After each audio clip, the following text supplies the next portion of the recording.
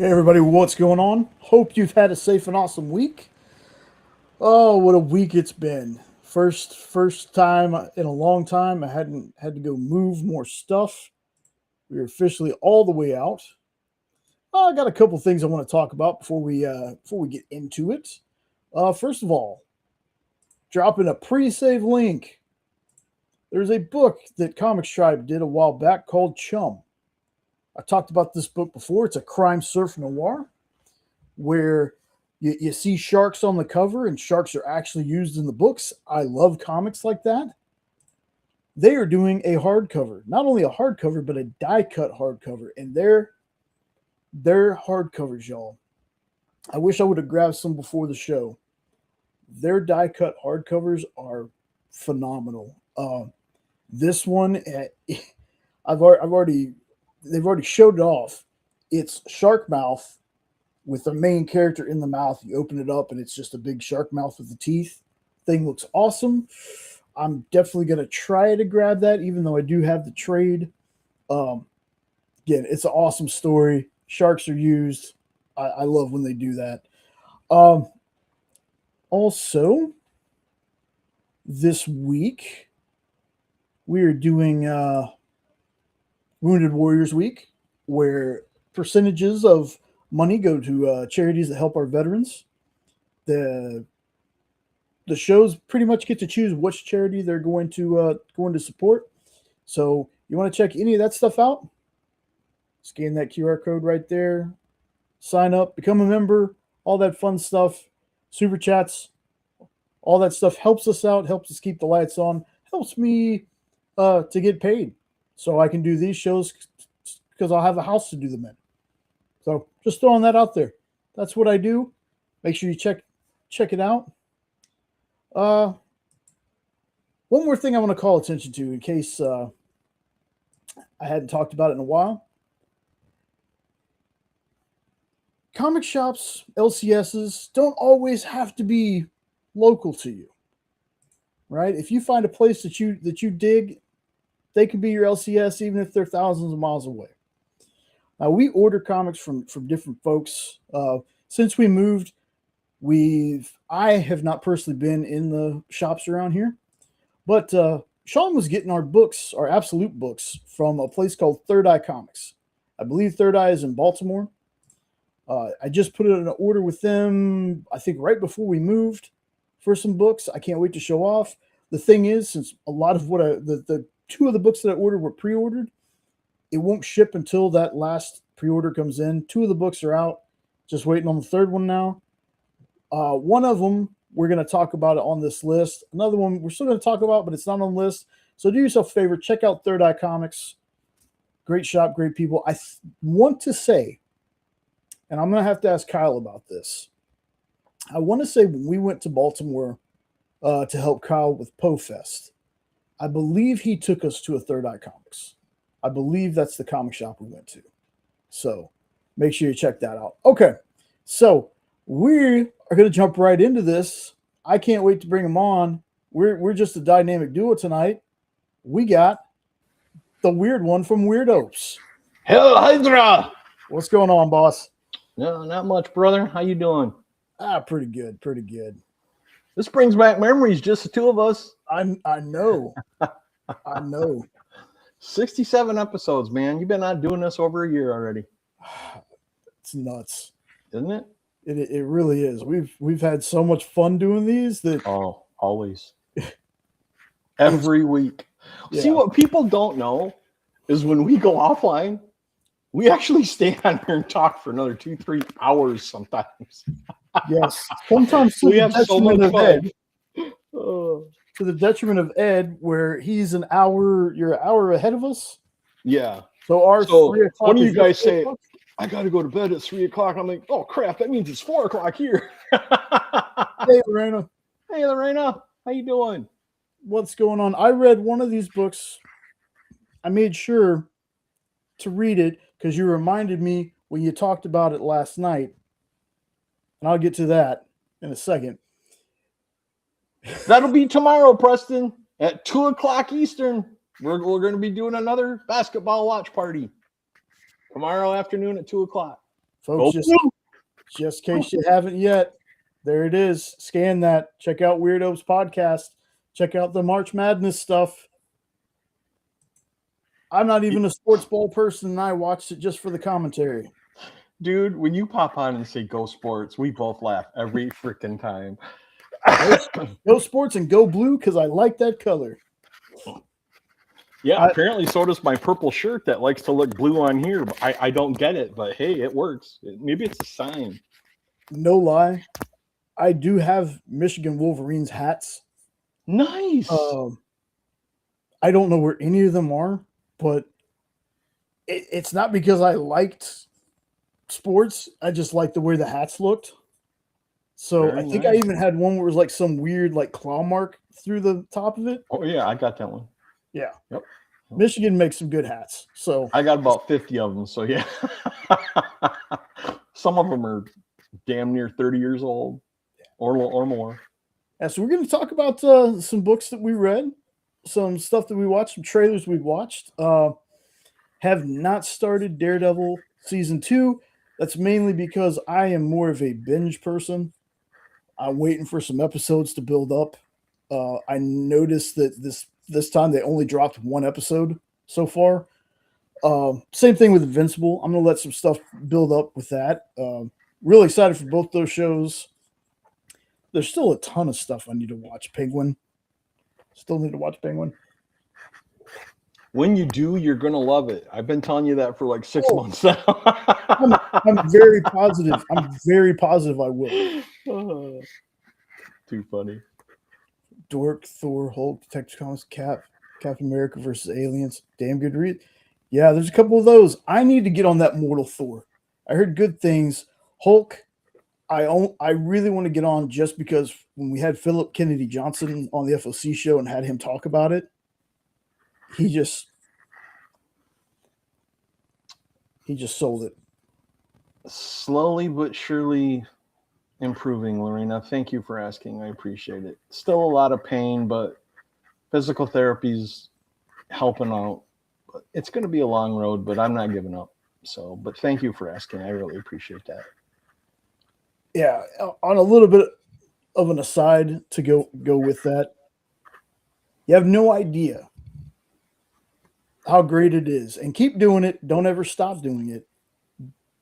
Texting me and messaging me when you hit a goal, when you do an accomplishment. Don't ever stop that. Even if I don't answer because I'm working, when you walk without a cane, you do any of that stuff, message me and let me know. Oh, that's nice, bro. I appreciate that. Yeah, because I didn't get to answer you last time when you sent that, but that was so awesome to hear. So the support that I get from you and Nope and Sean and Jenna, I can't even begin to thank you enough because it helps keep me motivated. It really does. Hell yeah.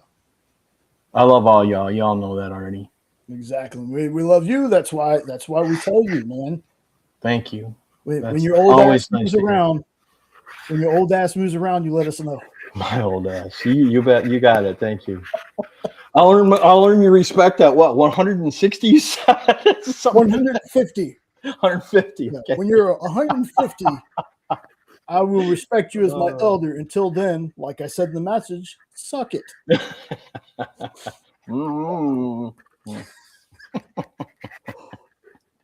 Hey, Unknown. Hey, what's going on, Unknown? And it's not on my list, Lorena, that we're doing for some of the books that we talked about, but Dork number 2 for me held up, and kind of, the hype that surrounds that book. It's kind of like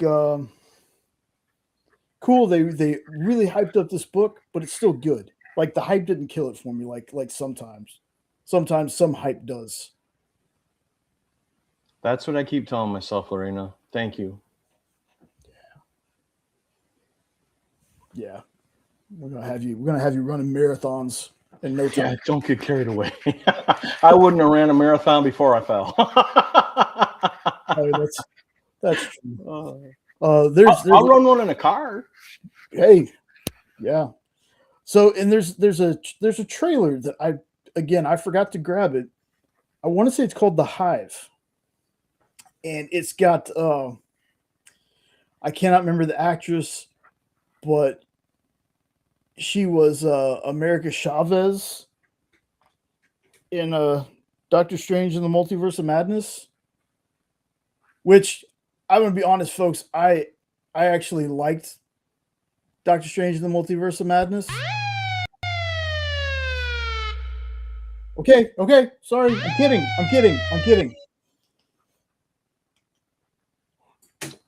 I didn't practice that bit before the show or anything.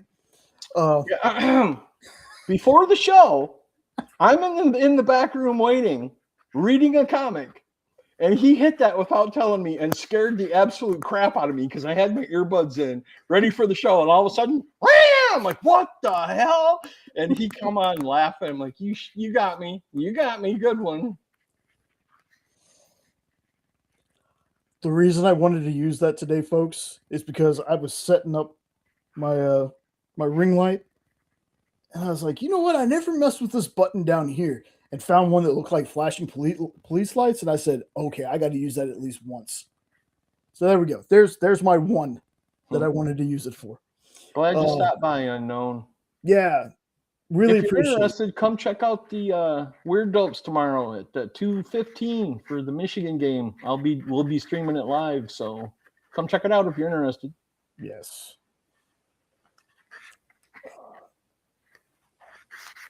Never even heard of it, Lorena. Jachito Gomez.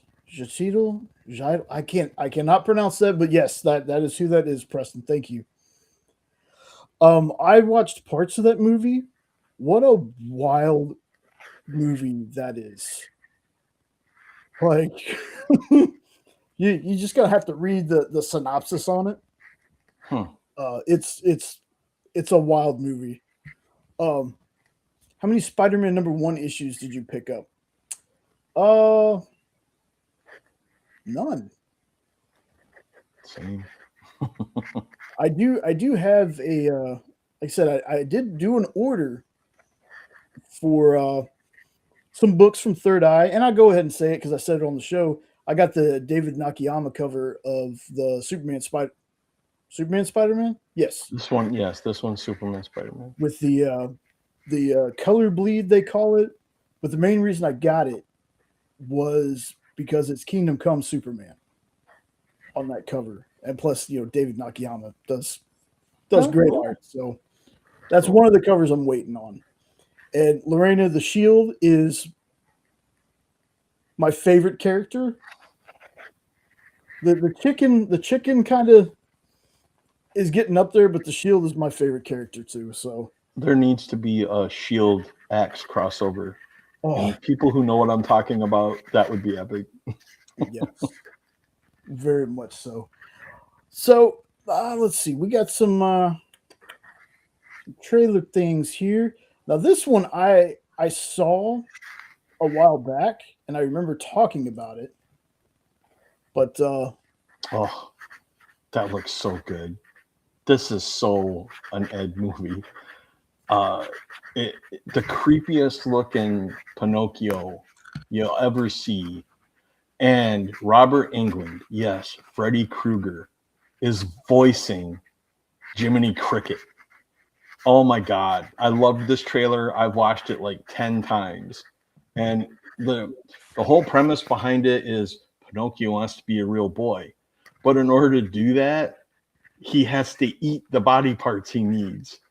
And Robert Englund as Jiminy Cricket keeps egging him on, telling him, you know what you need, you know how to get it, let's go. And oh my God, this just screams Ed movie. I am so ready to see this one. I don't remember the date.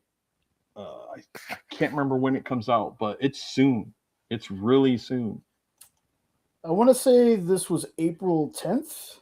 Let me May 7th. May 7th. Check May 7th. Okay. Yep, I just looked. But if you guys haven't watched this trailer, oh my goodness, you gotta watch it. Pinocchio uses his nose as a weapon. He throws it at people. There's one scene in the trailer where he's laying down in front of a shower so a person will step on it and it goes through their foot. This is so me. I love this movie and I haven't even seen it yet. but I know I'm gonna love it. I know I'm probably gonna buy it. And come on, Robert Englund as Jiminy Cricket. How can you go wrong, man? 100%. And I think they're all connected, Unknown. I think this is all part of that twisted childhood Yeah, I think so too. thing they're doing. Now the only I used to say, what's next? What's next for horror stuff? But then I remember, way back in the day, when I say that 90s or whatever, there was a movie called Pinocchio's Revenge. Mm-hmm. But it was more of a psychological, was Pinocchio ever really there kind of thing.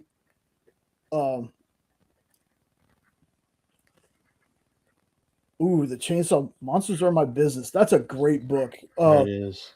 Cullen Bunn, I want to say, was Monsters Are My Business. We had him on the FOC show Friday. I got to work. Did you really? Yeah. I missed that one. I'll have to go watch it. Yeah, he was talking about some of his books from Ignition Press, Ripcord and Deluge. Huh. And he's going to be writing a new Diablo comic based off the game. So people who are fans of Diablo, go check that show out. Nice dude. He was at a con and everything. Like it was great.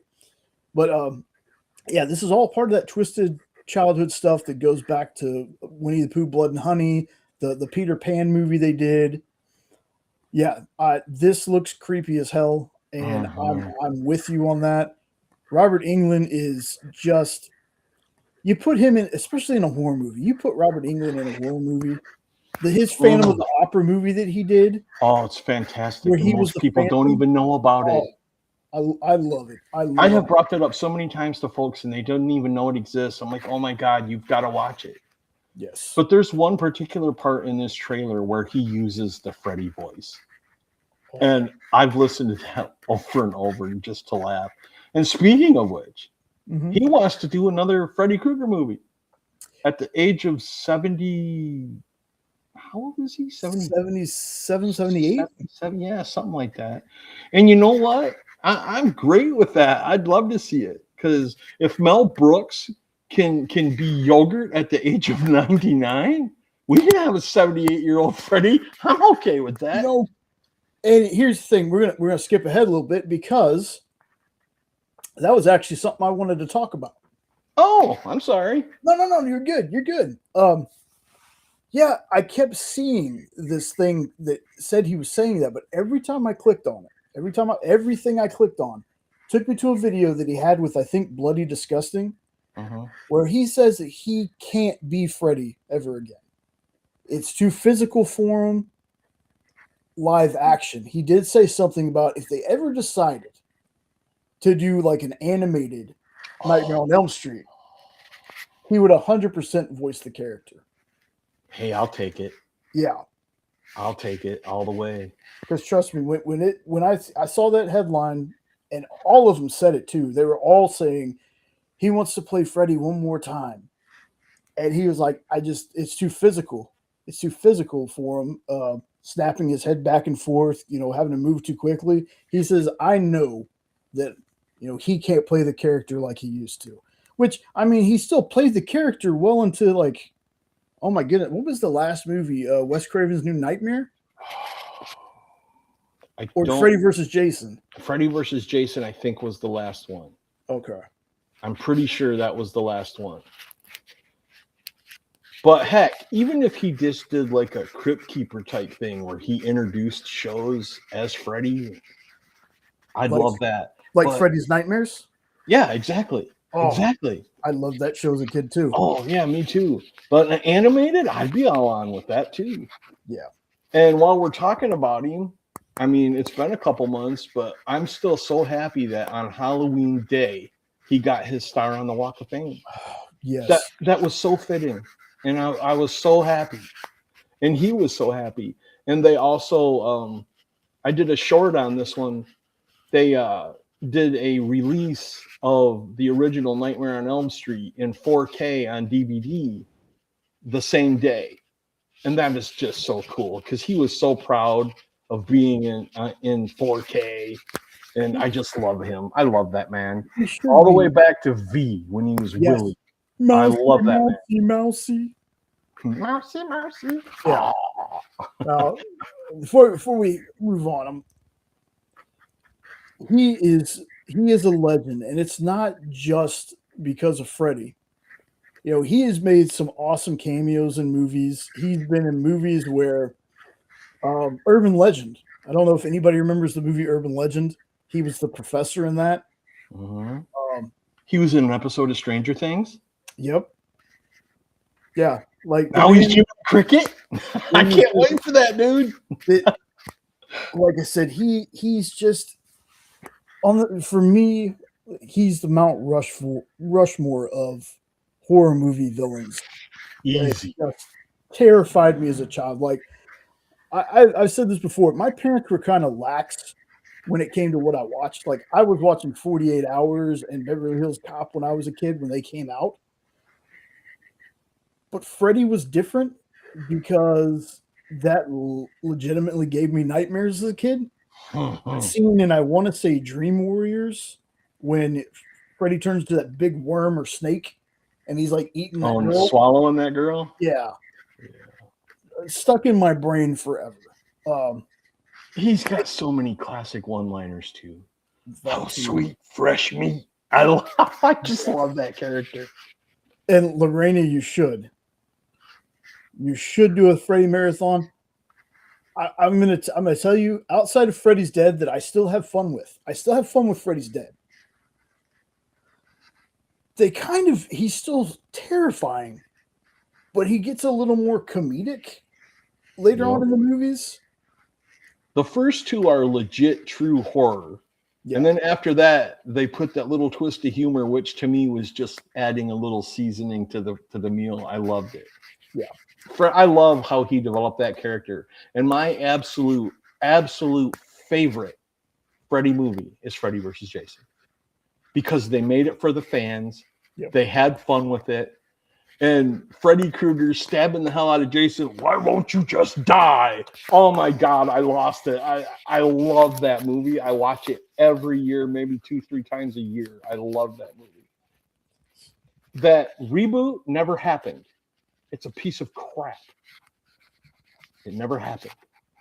And that's terrible. It was.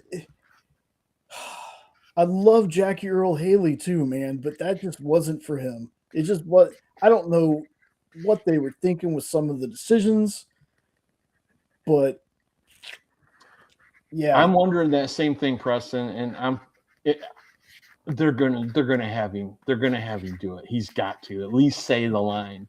Because I think the beginning of the trailer says, "Be careful when you wish upon a star," or something like that.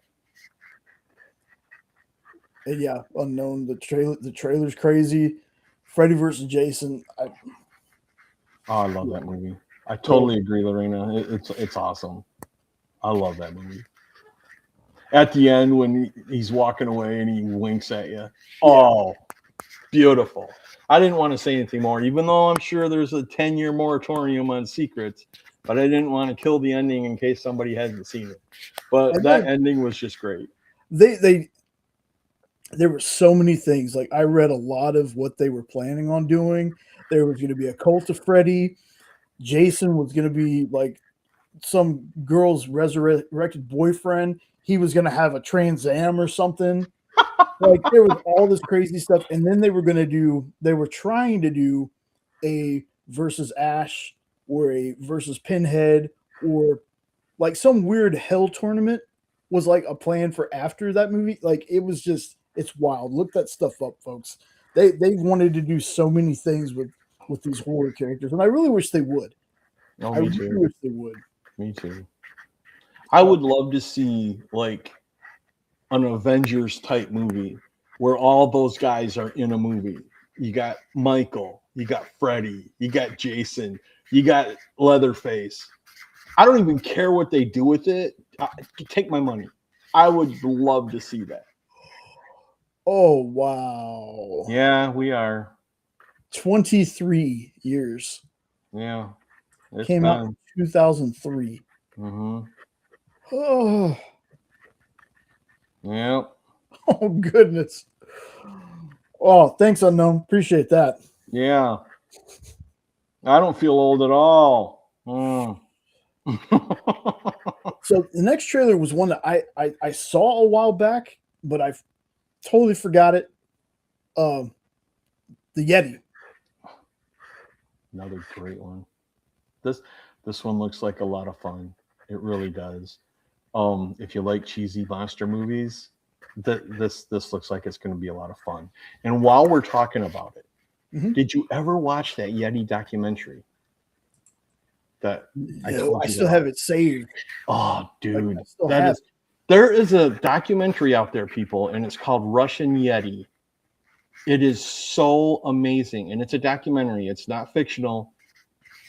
It might make you believe that the Yeti's real, because after it gave me the shivers the first time I watched it, and I'm the horror dude that watches everything scary. I'm the guy that watched The Exorcist when he was 6. And that documentary was creepy. This looks like a lot of fun. I can't wait for this one. This one I think is in April 10th, if I remember correctly. I believe. I think. Come on, where you? I just had it. And it's got Corbin Burnson in it, too. Yep, April 10th. April 10th. And it's also got my boy William Sadler in it. Yep. And Brittany Allen. Oh, my goodness. Like, this is, it looks like it's going to be fun and schlocky. Yes, I think it's called The Russian Yeti. And it's a documentary. And I can't remember what channel it was on. But it was on YouTube for a while. And that's when I told, because I watched it like years ago. It's an older one. And we were talking about something one night, Nope and Jay and I brought this up. And I'm like, have you guys ever seen that? And they're like, no. I'm like, oh, go jump on it right now while you can still get it off of YouTube and watch it. It's amazing. It is absolutely amazing. Yeah, I definitely need to watch it, because I mean, I've been falling asleep to Ghost Files on Tubi, so I don't think you'd fall asleep on this one, because it gave me the creeps, and I don't creep. So this next one. Yes, it's called Russian Yeti. I just verified it, and it's make sure you get the documentary. Don't get a movie that's named that. You want to watch the documentary. And I think Discovery is where it debuted. I think. That sounds about right. Discovery or Discovery UK or something like that. Something.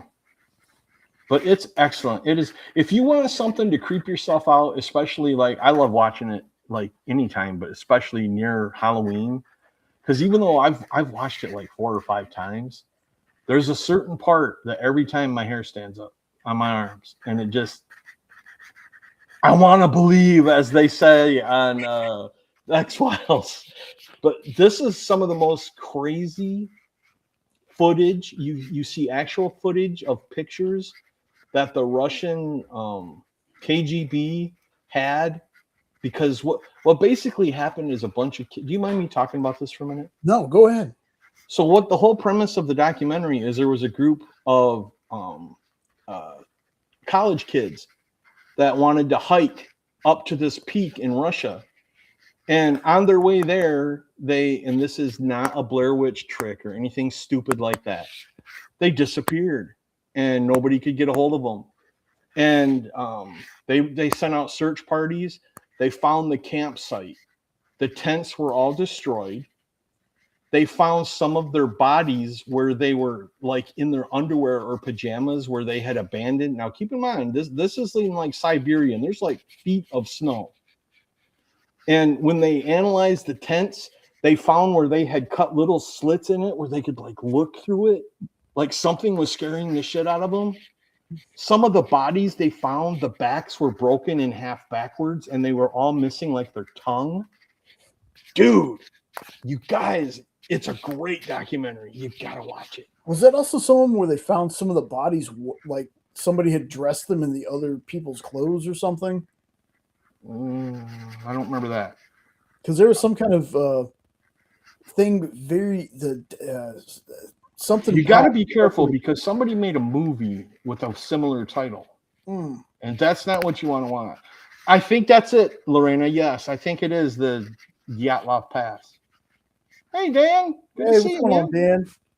Thanks for adding me to your page, brother. Appreciate that. Speaking of Dan, talk more about the how appropriate the Bigfoot man comes in when we're talking about Yetis. I know. How great is that? Let's see. We got, I want to say I have this freaking link here already, don't I? What am I doing?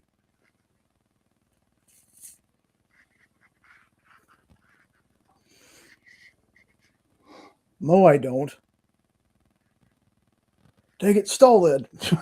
Okay. But anyway, like I said, that documentary is amazing. And just go into it with an open mind. And I don't want to spoil anything more, but they get the KGB's official files, and there's some photos that the campers were taking because they thought they were being followed, and they're like taking pictures behind themselves while they're trying to run away.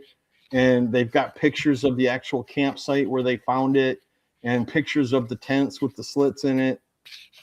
It's going to make you think. It's going to make you think. There we go. There you go. Check out that pre-launch. I'm already signed up. Got a bunch of stuff coming from Homebrewed. Oh my goodness, the Homebrewed comic stuff. There's a bunch of stuff, and I wish I would have remembered to grab all the links. But hopefully soon,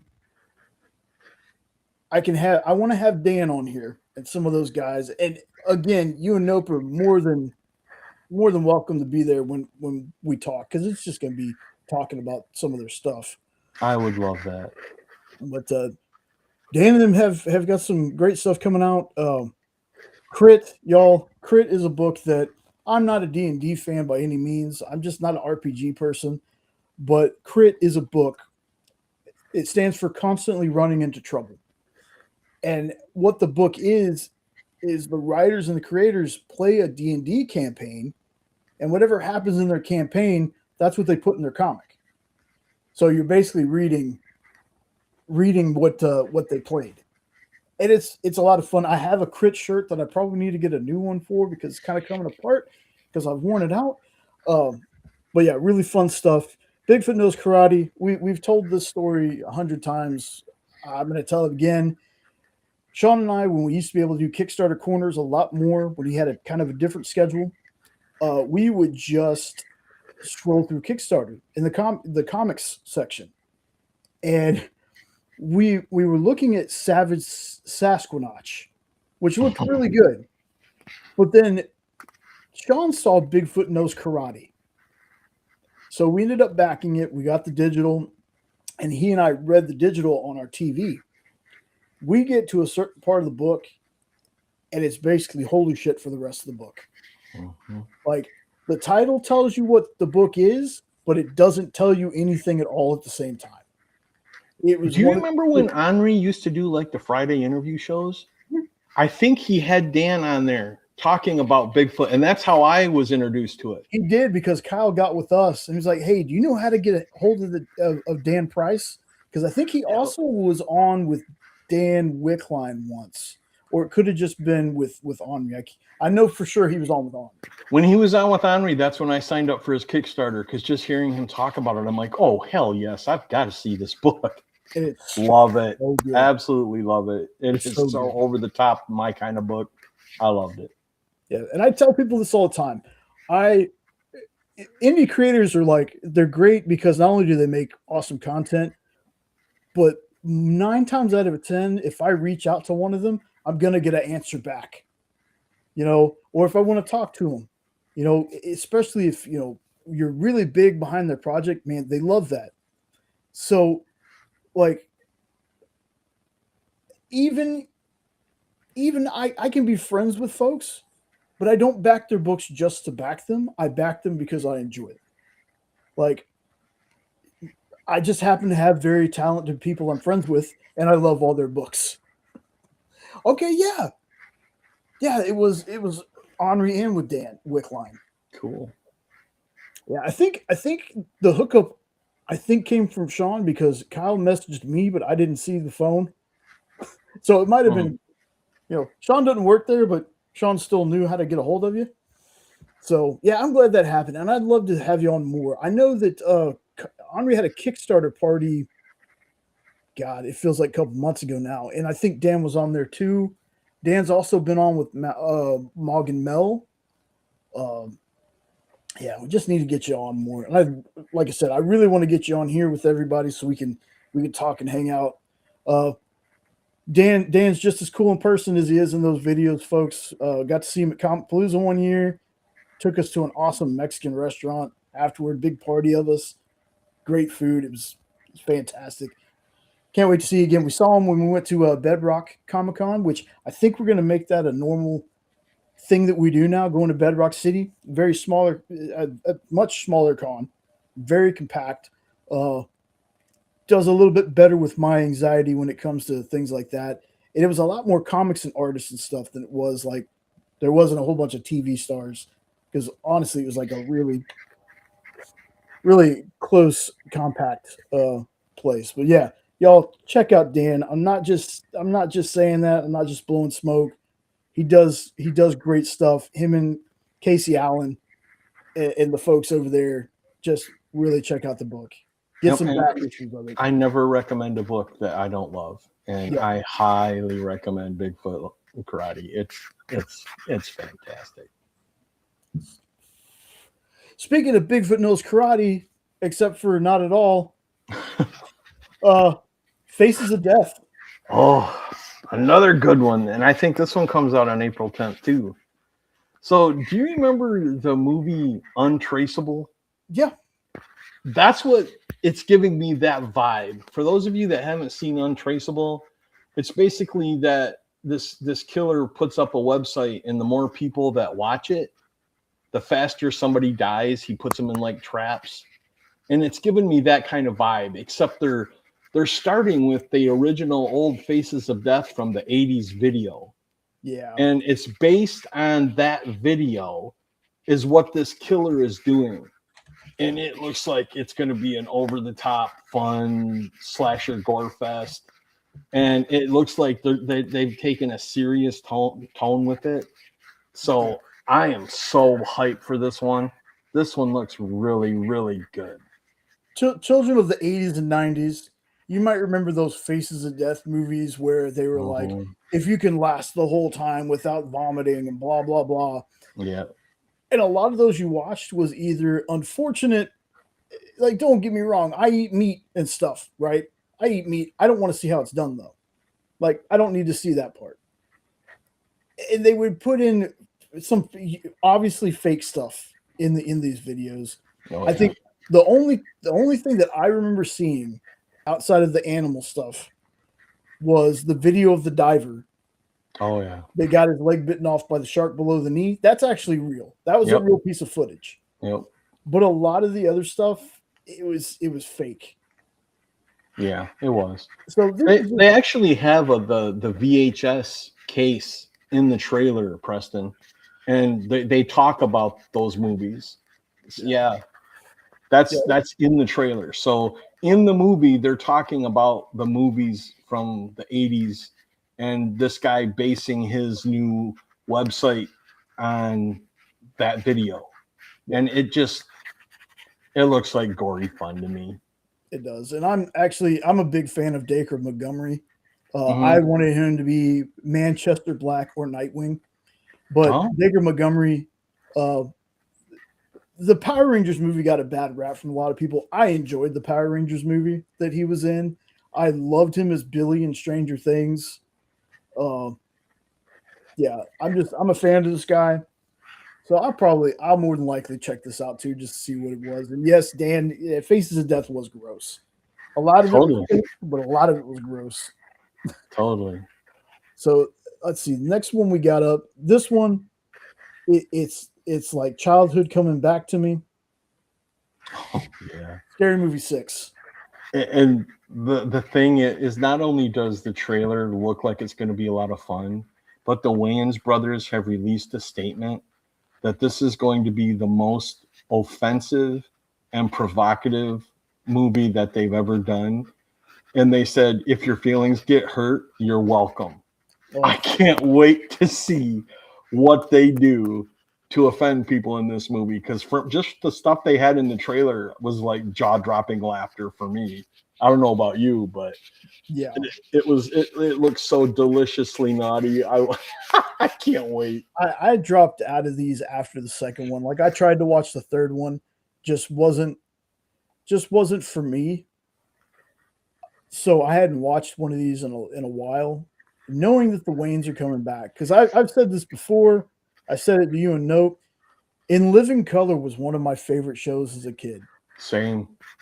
And just having the Waynes back as a part of this, and how they got pretty much, they haven't even announced everybody really that's coming back, but the fact that they got most of the cast from from the first two movies back in this. Yep. Yeah, I'm really excited. I got to say this, y'all. The guy who plays Doofy, Dave Sheridan, I did not realize how ripped that guy is nowadays. They had a video of him at a con in his Doofy costume, and somebody dared him to like take his shirt off or something. I was like, bro, Doofy should not be that yoked, but damn. And Dave's in his 50s. I was like, whoo, dude, I hope when I get there, I will look like that. But I'm so excited for this. I'm not an easily offended person, never have been. So I'm waiting. Yeah, me too. In Living Color is also where Jim Carrey started, wasn't it? Yep, I thought so. Fire Marshal Bill, I love that character. Let me tell you something. Yeah, I love that show too. Jamie Foxx. Hey, unknown. I mean, I get it. I gotta say, if you've never seen the Day Shift, the vampire movie he did with Dave Franco, I actually really enjoyed that one. I thought that was a pretty good movie. I tend to agree with you, unknown. I'm not a big Jamie Foxx fan either. Yeah, I get it. Okay, so I did not like him at all as Electro. I did not like that at all. no, okay, well, it's fair. It's fair. So we already talked about Freddy. So the last one on the movie list I want to talk about. This is a way to do a teaser, folks. Oh, that was so good too. You want to start this one? I've kind of been power hoarding. So basically, this is somehow, some way, this neighborhood, this street has been ripped through time. And I'm hoping it's not going to be another Cloverfield or thing that connects to Cloverfield. I'm hoping that's not what we're doing here. Oh, he was fantastic as Ray Charles. Never saw it. Yeah, the Ray Charles movie. Oh, he was fantastic in that one. J-Lo did start. She was the backup, one of the Fly Girls. But I mean, it's a stacked cast. The actor playing the son. The first time I remember seeing him was Sweet Tooth, which we never finished Sweet Tooth, but he was also in The Monkey. Fantastic actor. I don't know too much about the actress playing the daughter, but I mean, we got Anne Hathaway, and we got Obi-Wan himself, Ewan McGregor. Yeah, you got Catwoman and Obi-Wan. I mean, what else could you ask for? Or for some people, you got Roman Sionis, because he was Roman in Birds of Prey. And yes, Catwoman. And Anne Hathaway was a great Catwoman. I don't care. She was. This movie, just the teaser of it, I don't want to say it's dinosaurs, but there's something coming after these people in this trailer. But they do it in a way where just because it looks like something doesn't mean that's what the movie's about. It is a teaser that had me so interested, and I have no idea what the hell's going on. You know, my hope and fear is that it doesn't turn into a Jurassic Park. I'm so sick of Jurassic Park. No, I get it. But this looks really cool because they're driving down the street and they're like, everybody's gone. And then they show like this cliff that's right in the middle of the street. And that's why it's called the end of the street. And this jungle. And then it shows what looks like, I'm just going to say it. It looks like a raptor, velociraptor, run by their house window. And you're like, what in the hell's going on here? And yeah, it's got me interested. And it's J.J. Abrams, right? I think. Mm-hmm. Yep. I can't remember what he has to do with it. I know they show his name, but I think it's directed by a different person. Okay. That's fair.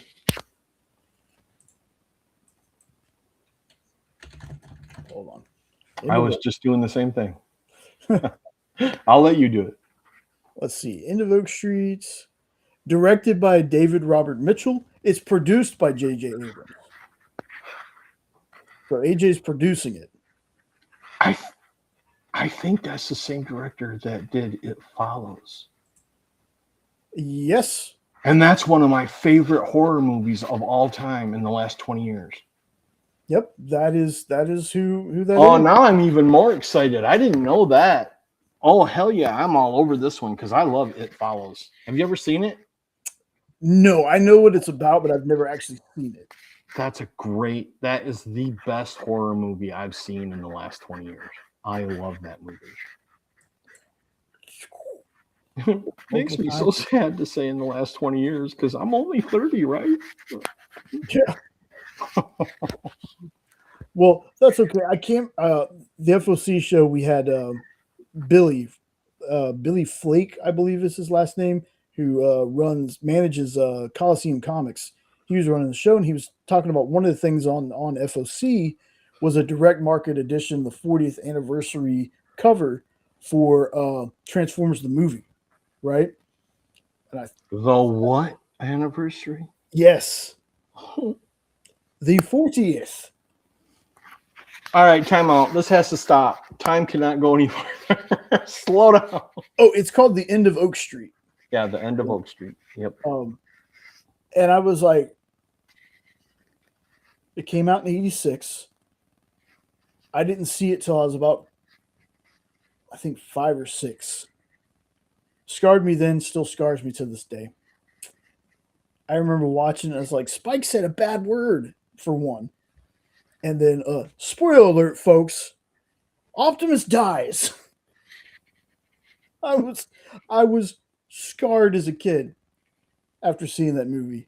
It's like, it wasn't bad enough. It's like you got Spike swearing. I don't think in the newer versions, I think they edited that out. But I remember sitting there being like, what did he just say? And a little piece of trivia for those who don't know, if you watched Knight Rider, do you remember the evil kit that was called Car? The voice of Optimus Prime was the voice of Car. And that blew me away. That blew me away when I realized that. I was like, no way. Yep, now I hear it. I didn't hear it before, but once I heard it, yep, now I hear it. Peter Cullen, who had voiced the character of Optimus forever. He voiced him in the movies, the Michael Bay movies. He voiced the characters until I think Transformers 1. And that's when Chris Hemsworth took over. But now what I don't know is, was Knight Rider before the Transformer cartoon? I think it was, wasn't it? Oh, goodness. Well, if they had a movie in 86, I think they were on Dare to Be Stupid. Yep. You got the touch. You got the power. Yeah. Sing it, Jay. Sing it. I love that movie. And Weird Al. You got Weird Al on your soundtrack? Let's go. Oh, come on. Yeah. Let's see. So Knight Rider came out in 82. Yep. Transformers, if I can spell. Transformers original series 84. Yeah, but I don't know when Car came in because Knight Rider was on for a few seasons. It was on a while. That's true. So, but it's got to be the same close. It never occurred to me. And then once I heard that's who it was, I'm like, son of a gun. Now I hear it, of course. So now when I see that episode and I watch it, all I see is Optimus Prime. Yeah. I mean, Peter Cullen was just, he is and has always been like just, he's the voice of Optimus. Like him and Frank Welker were just like the voices of my childhood, you know. Frank Welker is the one who did he did Megatron. Don Messick was Scooby-Doo. I'm thinking of something else. But you look up those two guys and see who the voice. And Peter's still working because he's the voice of Viltrumite on Invincible. So, I mean, he's still doing stuff. That reveal, y'all, no spoilers, but when that happened and they showed him, as soon as the guys started talking, I was like, that's Optimus. They got Optimus in this show. Yeah, love it. All right, so we talked about Freddy, Robert Englund, again, legend. Let's see. I think, did I have other things? Because now they're all blacked out for some reason. Here we go. This is what I want to talk about. Powers. Let me show you something real quick. So Powers went through a lot of, no, that's not what I wanted. A lot of different publishers. It started, I had all this stuff pulled up, and before the show, I exited freaking everything. So, the Powers comic, it was first published by Image. Then it moved to Marvel as part of Icon. Then it moved to DC as part of Jinx World. Then Jinx World itself moved to Dark Horse. So this comic is kind of been around, right? When you look it up on League, look, this set it says that this right here is Marvel, but the one I have is from Image. Oh. So I got Volume 1, Volume 2. What this is again, it's kind of that tropey thing of superheroes exist in the world, and we have a character who used to be known as Diamond. Well, his mentor turns evil, takes his powers. So now there's a superhero division, and I want to say they just call it Powers Division, that deals with superhumans. And this was turned into a show.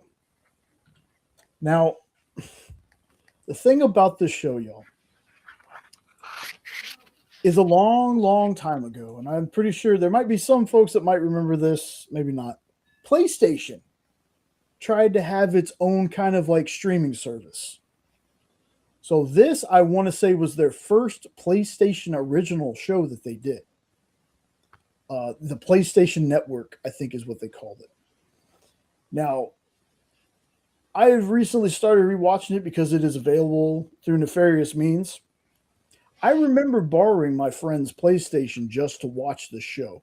Very sad. It was only 2 seasons. So the show,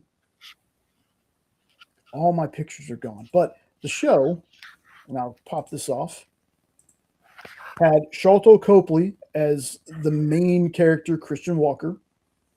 It had Susan Hayward. Now, you can't really see from this picture, but that's his partner on, if you're looking at the screen, she's on the left. Now, it's not a great picture, but when I went to watch it, I was like, that's Sister Sage. I knew Sister Sage from The Boys looked familiar. This was the actress that played his partner, Dina Pilgrim. So that scratched an itch in my brain that I've been having ever since she showed up on The Boys. But it also has Eddie Izzard as, and it's funny because his name is Wolf. They call him Big Bad. So it's like TV shows calling their big bads Big Bad. So he's Big Bad Wolf. Nice. And the late, great Michael Madsen was a superhero in the show, too. Now, this was, I don't want to say like The Boys, because it definitely wasn't that, but the language, the violence is still there, but not like the over-the-topness that The Boys is known for. But again, I'm only like an episode in on my rewatch. I don't remember a whole lot of it. But for a PlayStation show that probably had a nothing budget, first episode was very solid. Graphics could be cleaned up a little bit, but for what it was at the time, it's fun. So I'm going to rewatch it. And the reason I'm doing this, to bring it all the way around, is it was announced the other day, and it was kind of teased how they did this. Powers is being rebooted after 10 years for Netflix, but it's going to be an animated series.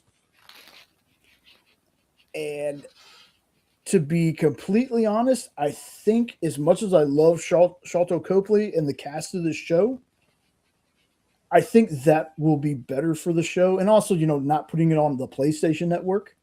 Same thing I have about Sci-Fi. Same thing I have about Stars. Like, for Stars, I can't believe Spartacus lasted as long as it did. Because, Stars also had, like, American Gods and Black Sails and a bunch of great shows that don't last long, because who actually has Stars? But I'm excited for this. Not sure when it's coming out. But, again, I find myself more... I love having live-action superhero stuff. But I'm finding myself more okay with having animated superhero stuff as well. Because it's easier to get away with stuff in animation, obviously. But it's a fun show. If you can find a way to watch it, give it a shot. It's like, I don't want to say PG-13 boys, because it's definitely R-rated. But in the grand scheme of things, compared to The Boys, so far it's PG-13. So, dude, I've never even heard of this before. I'm gonna check that out. Sharlto Copley, like, anybody seen District 9? He's fantastic in District 9. Or if you saw, and again, I like a lot of weird movies, folks. The A-Team movie, he was Howling Mad Murdoch, and he was perfect. He was perfect in that role. I loved Sharlto as Mad Dog, or Howling Mad. He was perfect. Like, you could not like anybody else they chose for that cast. Sharlto Copley was perfect. Wasn't Liam Neeson Hannibal? Yep, Liam was Hannibal. Yeah, I thought so. Bradley Cooper was Face. Oh, yep. And then Rampage Jackson was BA. Oh yeah, Rampage. And then I think everyone except for Mr. T had a cameo. Well, I mean, obviously Hannibal didn't, but right. Okay, so two out of the 4 had a cameo, is what I meant to say. But I liked the movie. I know a lot of people disliked it, but I liked it. My favorite thing about the original A-Team series was still the beginning, when Dirk Benedict and the Cylon would walk by, and he was like, "Oh, that was the best." Let's see. So, like I said, all my pictures decided to disappear and appear as broken links. So, okay, we're starting the review part of the show.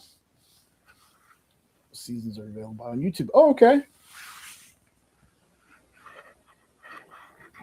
I'm going to have to take a quick break here for a minute. So, can you talk about this book for a minute? I sure can. All right. I will be back as soon as I can. Okay. No worries. So, as Robbie likes to make fun of me for on Comic Collectibles Mondays, I am a huge Smallville fan. I recently, finally, after all this time, thinking that I lost all my seasons, which I have 9 seasons on DVD, 10 season on Blu-ray. I am eventually going to buy the entire Blu-ray set that they released. I am a humongous Smallville fan. I was late to the party watching it because when it came on is when I first started working nights, not overnights, but nights at the job I had. So I was always gone. And I missed it. At least the first season I missed. You know, I got busy with things. I remember seeing the trailer, and the trailer, if folks don't remember, is we start off in the water with you see just this bald guy floating. Next thing you know, you see the top of his roof get ripped off, and then you have Tom Welling kind of peek in, and then it says Smallville. And I was like, what? Okay, I'm down for it. Well, Smallville ended after season 10, and yes, even as somebody who loved Smallville as much as he did, I think they could have made it 7 or 8 seasons. But neither here nor there. I still love the show. I don't know why I'd never tried reading the comics, but I found this and I was like, you know what? I'm gonna give it a shot. And it basically follows years after, because the finale of Smallville, spoilers, jumps like 8 years into the future. And we have something falls from the sky, lands in Russia, I believe, and it is another not a Kryptonian. I want to say they're called Manhunters. I think it was called a Manhunter. Great. Everything is just gone right out of my brain, folks. I should have taken notes on this, but basically, Lex doesn't remember his time in Smallville. You know, he doesn't remember anything that happens. Um,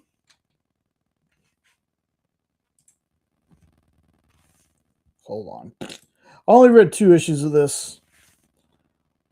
Let's see, what is it? So it starts out with this really just wholesome moment where Clark is fixing to give a speech, but he's so afraid he's hanging backstage, and Jonathan kind of gives him a pep talk, gives him like these 3 rules to follow that'll help him, and he kind of is like in space when we cut back to him in real time, and he's repeating these things in his brain. Now, apparently, there might have been something before this particular series, because we have 2 Chloes. We have a Chloe from a different dimension or something. But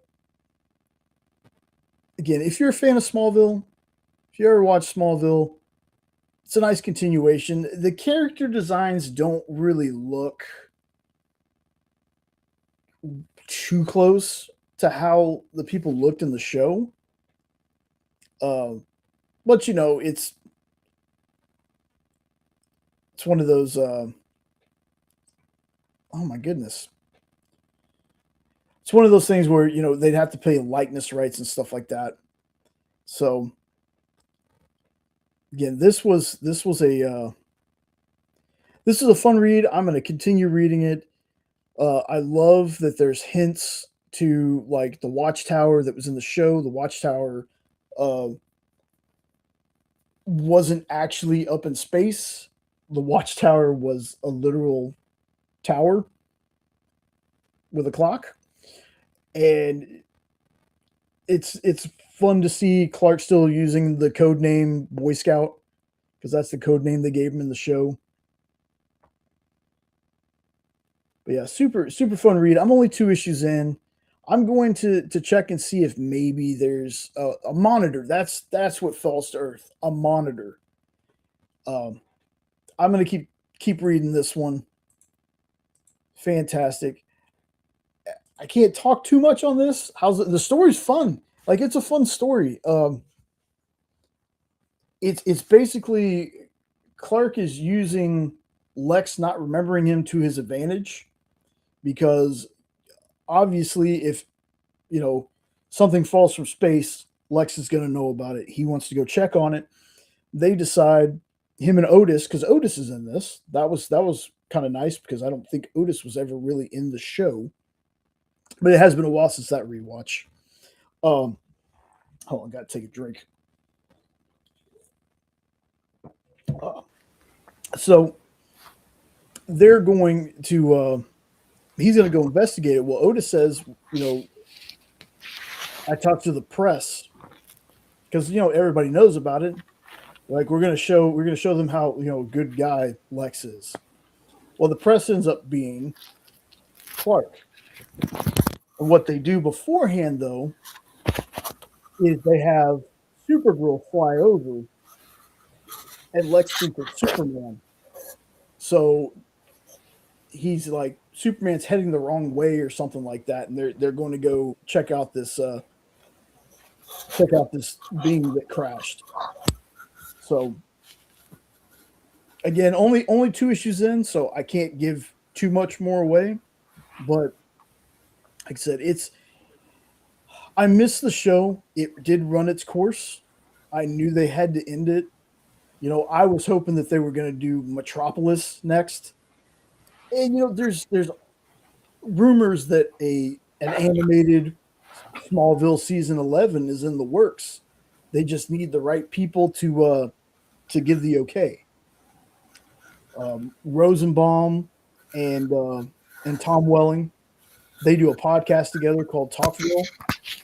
They've been watching the episodes and they review them and talk about them. They bring in some guests, the other stars that were in it, and that's a lot of fun too. I want to say it's called. I think the podcast itself is called Talkville. And Michael Rosenbaum has Inside of You, which is his other podcast that he does. But him and Tom still remaining friends after all these years, still like watching Smallville. A lot of people don't get, and I wouldn't get it either unless actors tell you all the time. A lot of times they don't watch the shows that they're on. So they don't know what it looks like. Some of them have never watched an episode of the show they've been in. So having the 2 of these guys go through and rewatch the entire series and then talk about it is awesome. So yeah, if you're a Smallville fan, check this out. I have this isn't the first series because I have a Smallville #1 around here somewhere. I just remember that. Like how do you not remember you have Smallville #1? But good book so far. I can't wait to read more on it. Is it just me, or does that suit look an awful lot like Tyler Hoechlin's? It does. It does. Even the belt, the shape of it and everything. Mm-hmm. But it's a sad thing that we never, I don't know how true the story is, but there was a thing about Tom Welling saying he never wanted to be in the suit. The Superman curse. There was talks. That's why at the end of the season we see him how we see him, or the end of the show. That's why we see him how we see him. But having a lot of the cast of Superman the movie 78 in this show at certain points was always a highlight. I mean, you had Mark McClure, you had Jimmy in here at one point. You had Margot Kidder. So Christopher Reeve. Christopher Reeve as Dr. Virgil Swan. He was amazing. Awesome. Let me know what you thought. So yeah, Smallville Alien. I think it's 13 issues or something like that. Like, but yeah, fun story. Glad I found it. Need to read more. I won't spoil it for you. Uh-huh. Since I read a few more books than Ed, I kind of doubled up on some of the turns we're taking. So this is Final Boss issue 5. This book is still nuts. It very much feels like Mortal Kombat mixed with Highlander mixed with just a straight up fighting game. So, the last time we saw these characters, they were in a desert about to fight a bunch of cannibals. They're fighting with all these crazy weapons, like these crazy weapons they get from this this shop that they're in. One of them is like this weird, looks like a chainsaw mixed with oh goodness, I'm trying to remember what they're called. Like the suit that Ripley wears. It's the forklift. Yeah, kind of like that. But it's got like a chainsaw blade in the middle of it. Like it's a crazy looking weapon. Huh. And this is a bloody good time. This dude, whenever he kills somebody, apparently if they have some kind of power, he takes their powers as well. So it's nuts. It's just it's so hard to explain if you haven't been reading this book, that it's crazy. It's violent, it's action packed. It's like watching a video game come to life in a sense, because it's a comic. But very end of it, we're introduced to a character. We've been introduced to this character, but the end of it, you really get a good look at this character, and you kind of tell what their motives are going to be. And this is actually getting spun off. This character is actually getting spun off into a book called Final Boss Masked Vigilante. So a lot of fun. Again, if you're just looking for something that's dumb but still fun, yeah, this is definitely one you should check out. A lot of cool covers on this one too. Like this one was just because I just grabbed the cover, but yeah, this one's been a lot of fun. So give this one a shot, folks. If you've been on the fence about it, just give it a try. It's turn off your brain and just have fun. Now this one I'm excited to hear about because Lorena asked about this on the show last night. I went to look it up, and because she had a space between Mega Ghost, I couldn't find it. I thought maybe she had been auto-corrected. She's like, no, this is the title. So then I put it together, and I was like, oh, okay. So this is the one that you read, Ed. Let me know what this thing is about. Okie doke, will do. Well, Mega Ghost, some of you might not know, was actually an indie comic series. It was like a 5-issue series back in 2018 by Albatross. And I bought it and read it back then. And I really liked it. And if you're not familiar with Mega Ghost, we're basically following a junior occultist. Yes, you heard me right. Occultist named Martin Magus, who in the first series with Albatross, he found a ring in a haunted house that allowed him to summon a giant undead robot called Mega Ghost.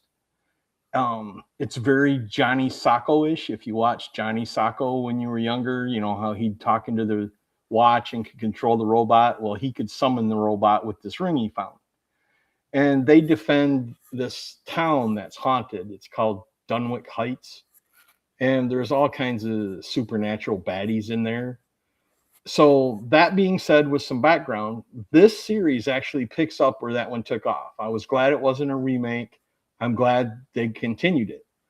So this one kicks off with a necromancer dude that calls himself Ultra Ghoul. Yeah, it's a cheesy name. But he looks very, very similar to the Crypt Keeper. Okay. And he summons this group of extra, horror beings from another dimension who call themselves the Never Gods. And he wants them to come and help him destroy Mega Ghost.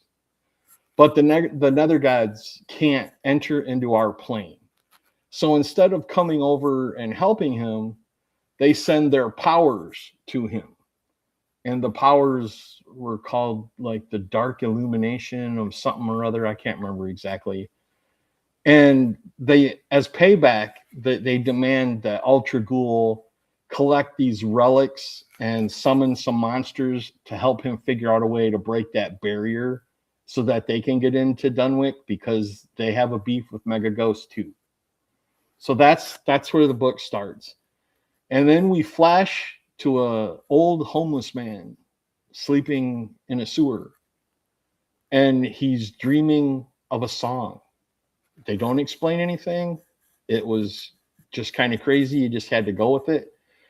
When he woke up, he has this device somehow, don't know how, doesn't tell you, that he wears on his head, and he believes that with that device, he can summon all fans of music to come and worship him because he dreamt of a new song that he wants to make. And his mission is to destroy all other bands in the world. Okay. Yeah, it's really bizarre, but hang in there with me. I'm not going to spoil anything. I'm just laying the pieces. So there happens to be a band in town having a concert, and of course, Martin, our main character, is at that concert. Well, the old man goes there wearing his helmet, and he starts singing this song. But instead of summoning the fans to him, it summons rats to him. Everybody starts laughing and makes fun of him and boos. So he gets mad and runs back to the sewer. And hang in there. It's good. And then the next thing you know, he's summoning all the rats in the sewer. And the rats like climb up him and turn him into a giant kaiju. And he calls himself the Rat King. Oh, turtles would like to have a word. So he goes back to the concert, and of course, he since Martin's there, he summons Mega Ghost, and a hilarious battle between the two ensues. I'm not going to give you any details. I'm not going to spoil anything, but I will say the battle involves Mega Ghost rocking out with a giant electric guitar. And you're thinking, what does this have to do with what we read? Well, after the battle, the rat dude goes back to the sewer, and Ultra Ghoul is waiting in the sewer for him and says, "Would you like to collaborate with me? I have this new band called the Nether Gods. That's the creatures that can't cross over." And I'm going to stop there. I'm not going to say anything more. But if you were a fan of Johnny Sacco and the Groovin' Ghoulies, you're going to dig this book, because the art reminded me a lot of the Groovin' Ghoulies. The plot is a lot like Johnny Sacco, because he can summon a robot to fight kaijus. That's what the old series did too. And it reminds me so much of the fun of Saturday morning cartoons. Of the 3 books I read, believe it or not, this was my favorite. It was the most fun. I had a lot of fun with this. It took me back to my childhood. It was nice to see Mega Ghost come back, and I had a lot of fun with it. And if you like any of those kind of things that I mentioned, pick this up and give it a read, because it is a lot of fun. Yeah, I think when it was talked about last night, I was like, I might have to give this one a shot. But now, yeah, I'm going to have to read this one. It is crazy. When you read it, please tell me what you think, because it is nuts. Yeah. All right. So, yeah, Mega Ghost from Dark Horse. Skinbreaker number 7. Folks, I've talked about Skinbreaker a lot. This is just great world building. I don't know what Kirkman plans on doing with this. If this is going to be another Walking Dead or Invincible or something like that, no clue. But even if you don't like the story, the the art in this book, if you like Rook, if you like the art that's in Rook Exodus, which I've been a humongous fan of that art. The art in this book is beautiful. I probably spent way too much time on this book today just because I just would get lost in the art that is in this book.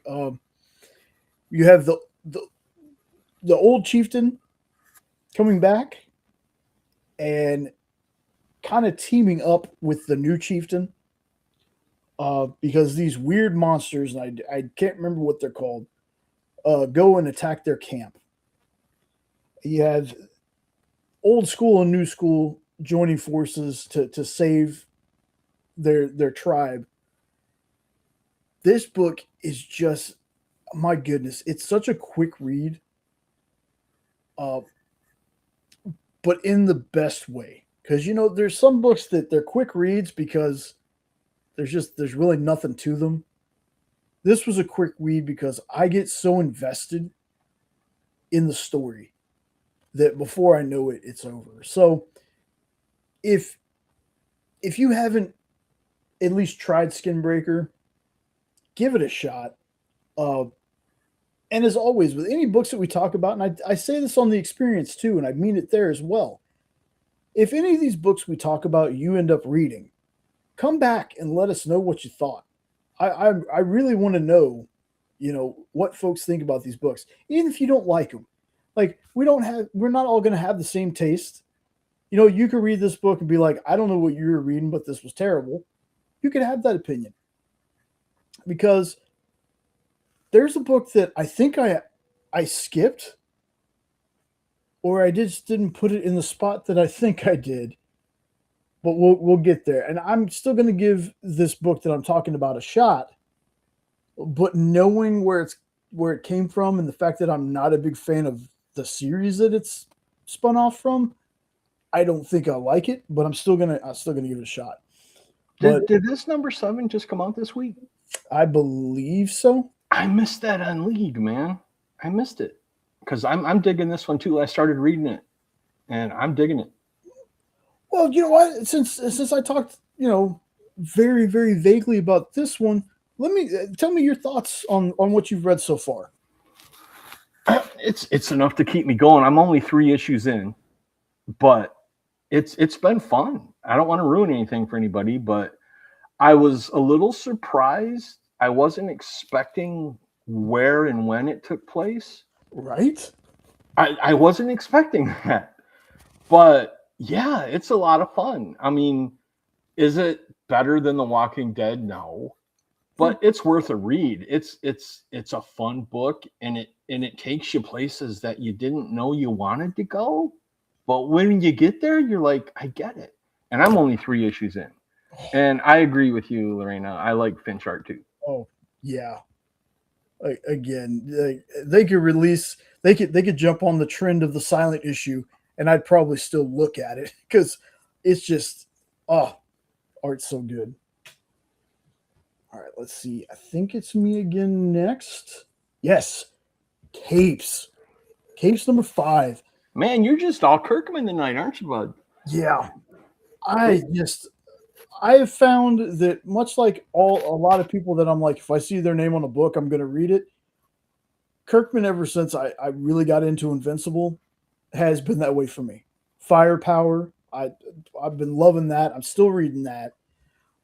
Capes, though, it's weird because when I talk to other people about it, this is one of the spin-offs from the world of Invincible that I missed, like when I started reading Invincible, which wasn't very long ago. But I found like the first 3 issues. Now, from what some folks have said, the original Capes run ended at issue 6. And what this run of Capes is it's update, like not upgraded, but updated art, and they kind of they change a little bit of the dialogue. But I see that this issue was actually only 3 issues. This was a 3-issue mini, and everything that came after issue 3 is brand new stuff. So I'm not sure if there's anybody out there that's a Capes fan that can tell me definitively how many like issues the original run of this was. Please let me know. But this is Invincible's not in this, you know. Let's see. I've not read Capes yet. I do have the first 3 issues. Do I need to read or what? No.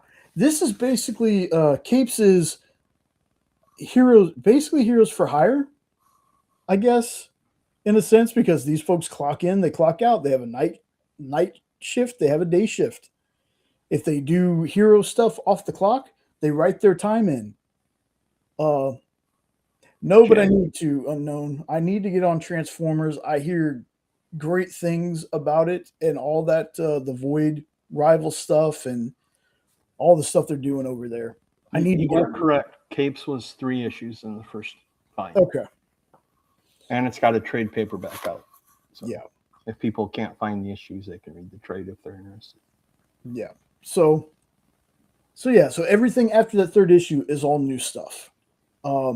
You don't need to watch. I mean, I would tell you to watch and read Invincible just because I'm a huge fanboy nerd about Invincible and Battle Beast and all those things. But this is set in that world, and if you've ever seen what Invincible's about with the brutality of it, same thing goes for here. In the issue before this, there was an enemy called the Chronodile. There was like a time-traveling giant, for lack of a better word, kaiju crocodile. And one of the heroes, he had lost in time for like 20 or 30 years or something like that. Well, the Chronodile's back, and the heroes go to fight him, and people don't make it. I'll tell you that much. Now, there is, and I don't know if it was because the digital I was reading had some panels messed up, but it was weird because when I was reading this in digital format, a character gets caught by the Chronodile, and the Chronodile squeezes him, and the dude's head just like pops off. Like pops off, it falls down, another hero is flying, and it like goes right past him.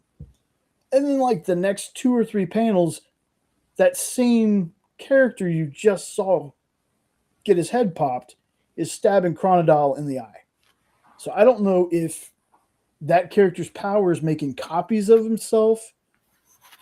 He looks like not legally Blade, but so if anybody knows anything about those characters, you know, again, let me know, because like I said, it was just kind of weird. It could have just been a misprint. It happens in comics.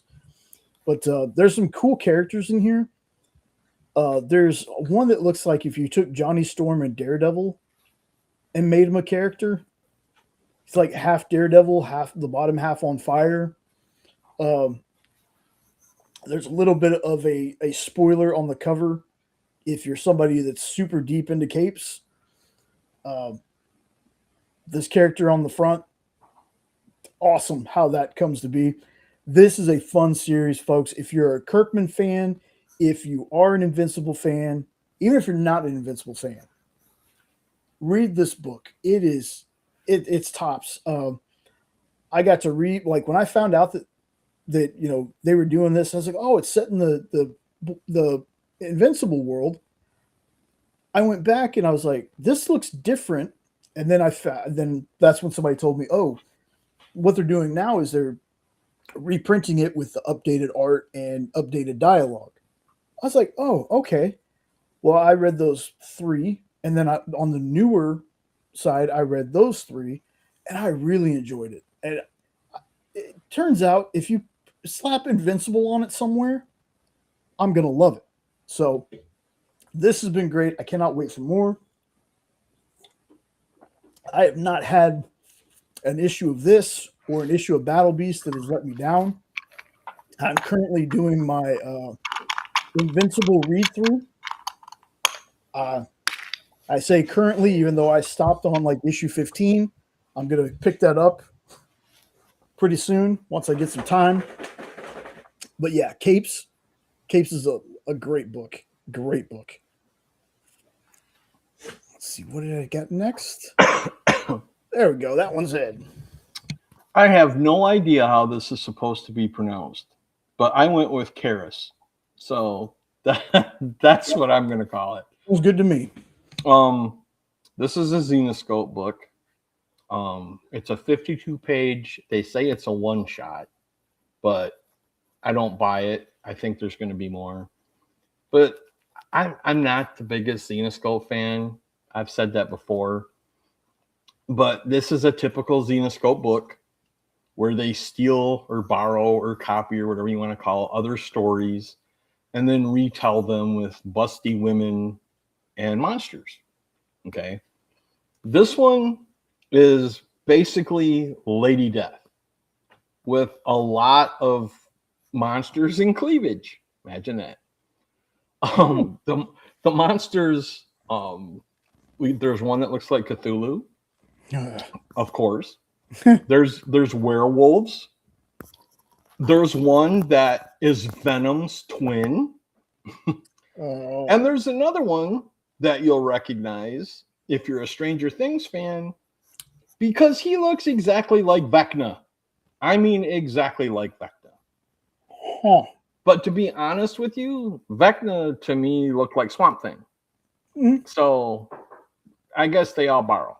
Yeah. And yes, Jay, there are tons of tentacles and fish people for you to enjoy. Fish people. So the story dives into Kara's origin as the goddess of death, or she's basically the Grim Reaper. She has the scythe or whatever and the hood, but big cojones, and of course. And she's born of shadow and mortal blood, and she's trained to reap the souls without any mercy. Okay, does that sound familiar for Lady Death fans? I think you'll get where I'm going. And then the Hollowborn, which are basically monsters from hell, threaten Earth.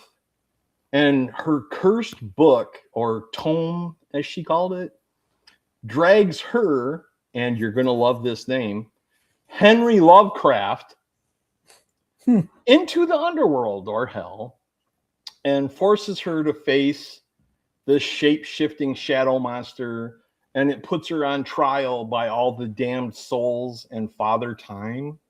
Yeah, you heard me right, Father Time. Meanwhile, now you're going to love these names too, back in the world, Erica Houdini and Spencer Holmes, not Sherlock, but Spencer Holmes. How do you like these names? Yeah. Do they sound familiar? Descendants. Yes. They battle the Hollowborn abominations that are on Earth, and they're trying to obtain this sealed rune that will pull Karis back from hell. Okay? So, yada, yada, yada, monsters, fish people, tentacles, yip, later. It ends with Karis forging a light wrought sword from her will that transforms her from a mere Grim Reaper into a full-on warrior ready to fight the darkness when needed. Lady Death. So if you like Xenoscope and you like Lady Death, you'll probably dig this one. Like I said earlier, the way it ended, I'm not convinced this is going to stay a one-shot. Would I continue reading it? Maybe. But I am not the biggest Xenoscope fan. Because, I mean, come on. Holmes, Houdini, Lovecraft, when you have Cthulhu in there.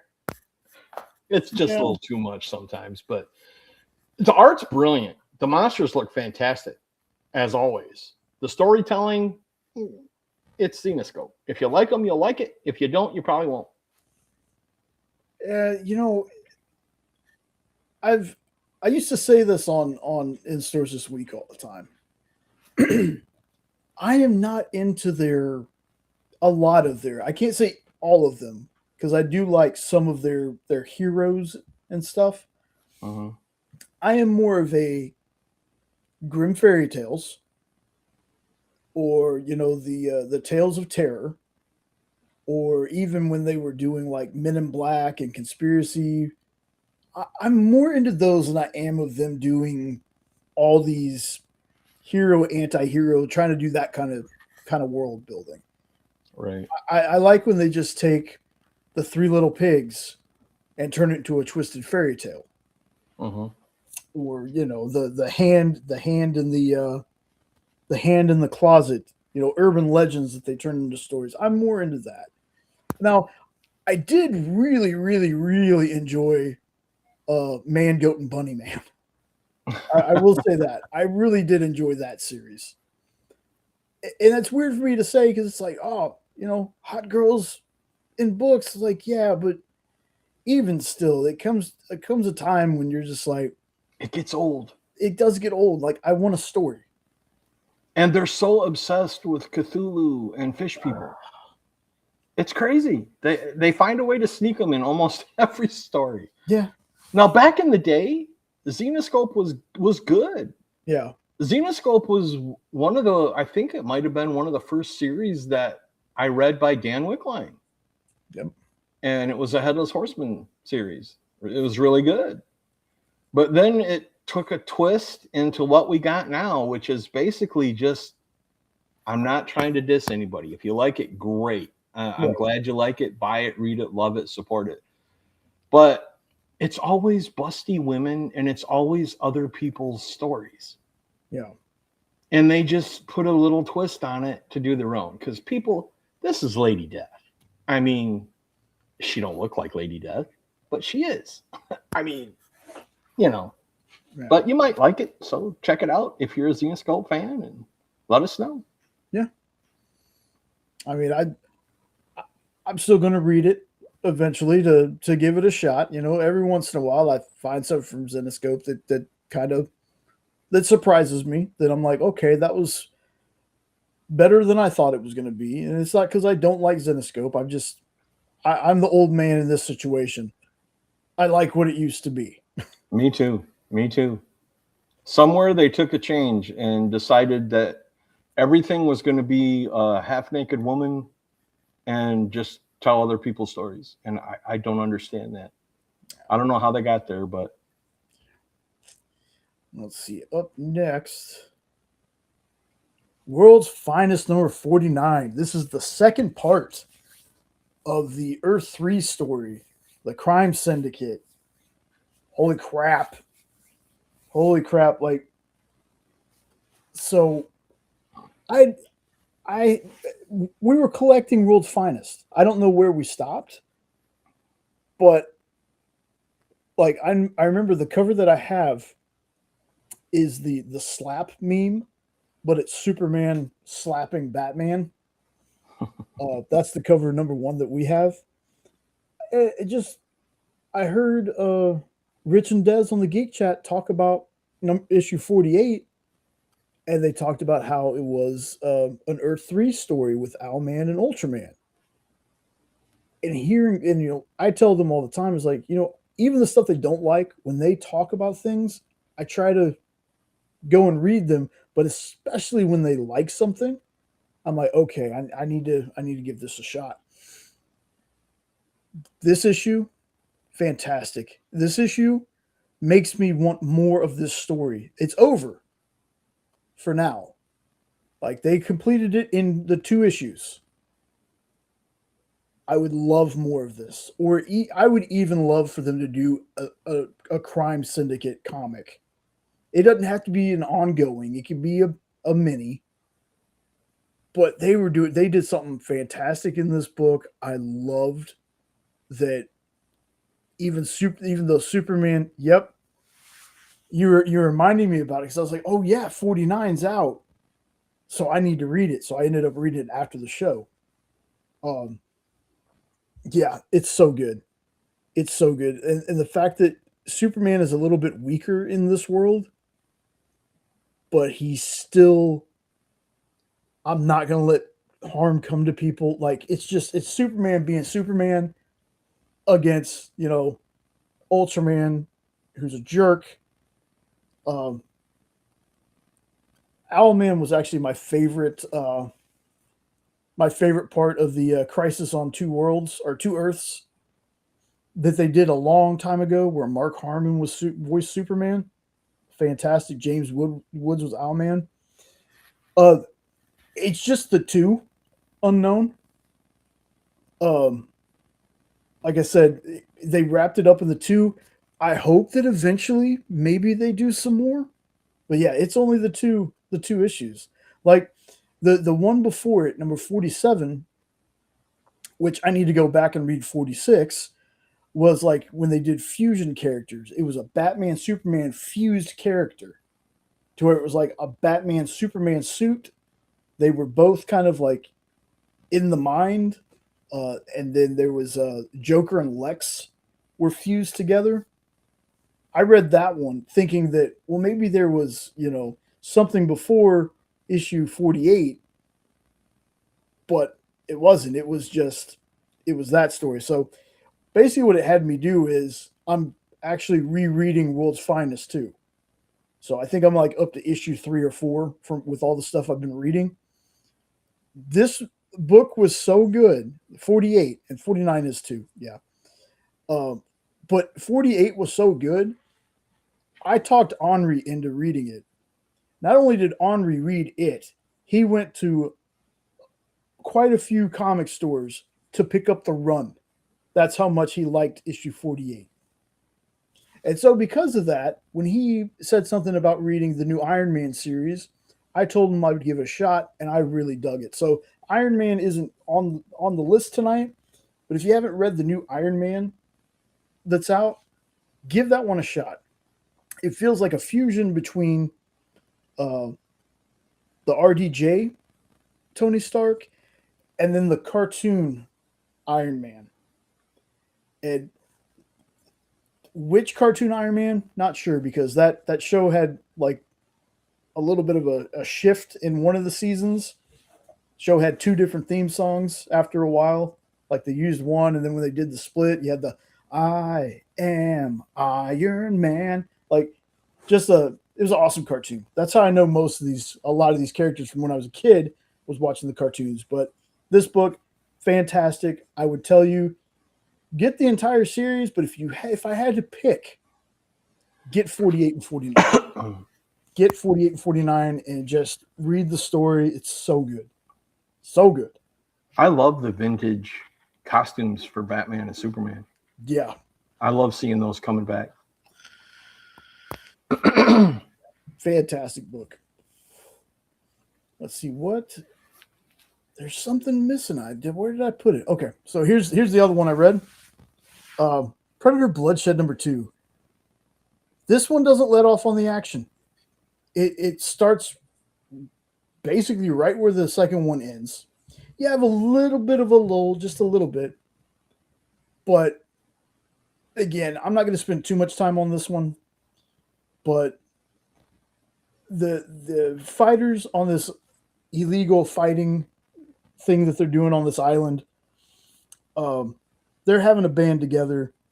They don't know what the Predator is at the beginning of the book, beginning of this issue. They think it's an android. Somebody thinks it's just somebody with upgrades. And then there's one person there that's ex-CIA who tells them, oh, it's an alien that's been coming to Earth for years to hunt. And one of the characters just like blows them off, like, you're just crazy. Then there's a part where the Predator takes off the mask and she basically says, okay, I'm sorry, you were right. But this is a pretty brutal book. Again, for Marvel, I think there's a parental advisory on this, but it's very, very small. It's right above the price on the barcode. So I would tell you, folks, if you're thinking about getting this for a kid, it's your choice on what the kid reads. Okay, because I was reading stuff a long time ago, people had no problem with it. But if you're somebody who looks out for the parental advisory stuff, just know this is parental advisory, and it is the fact, again, that this book isn't like Red Band kind of blows my mind. there's some stuff that happens that I'm like, not as intense as the Spider-Man Predator one, but there's still some gore. There's still some gore in this one.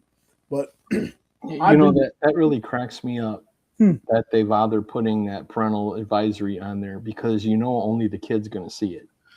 Mom and dad are never going to see that. They're not going to look for it. Yeah, 100%. That's hilarious. I mean, why even bother? Just so they could say, well, it says. Well, we warned you. Yeah, exactly. Yeah. And that's just going to make it, the forbidden fruit kids are going to want when they see that. Well, I don't see this. Yeah. But yeah, this one, folks, this is not. I know a lot of people like to say, Disneyfied when it comes to stuff like this. This one is not. This is just like I would tell you that if Dark Horse still owned this would be a Dark Horse book. 100%. So if you're a Predator fan, this really needs to be on your radar. This has been the 2 issues has been very, very cool. Like I can't wait to see where they're going with the story. Because you got the villainous guy that's running the fights. Yeah, unknown. Yeah. You're right. That's the kind of thinking that I have too. It's just so if anybody was to say something, they're like, it's right there. Mm-hmm.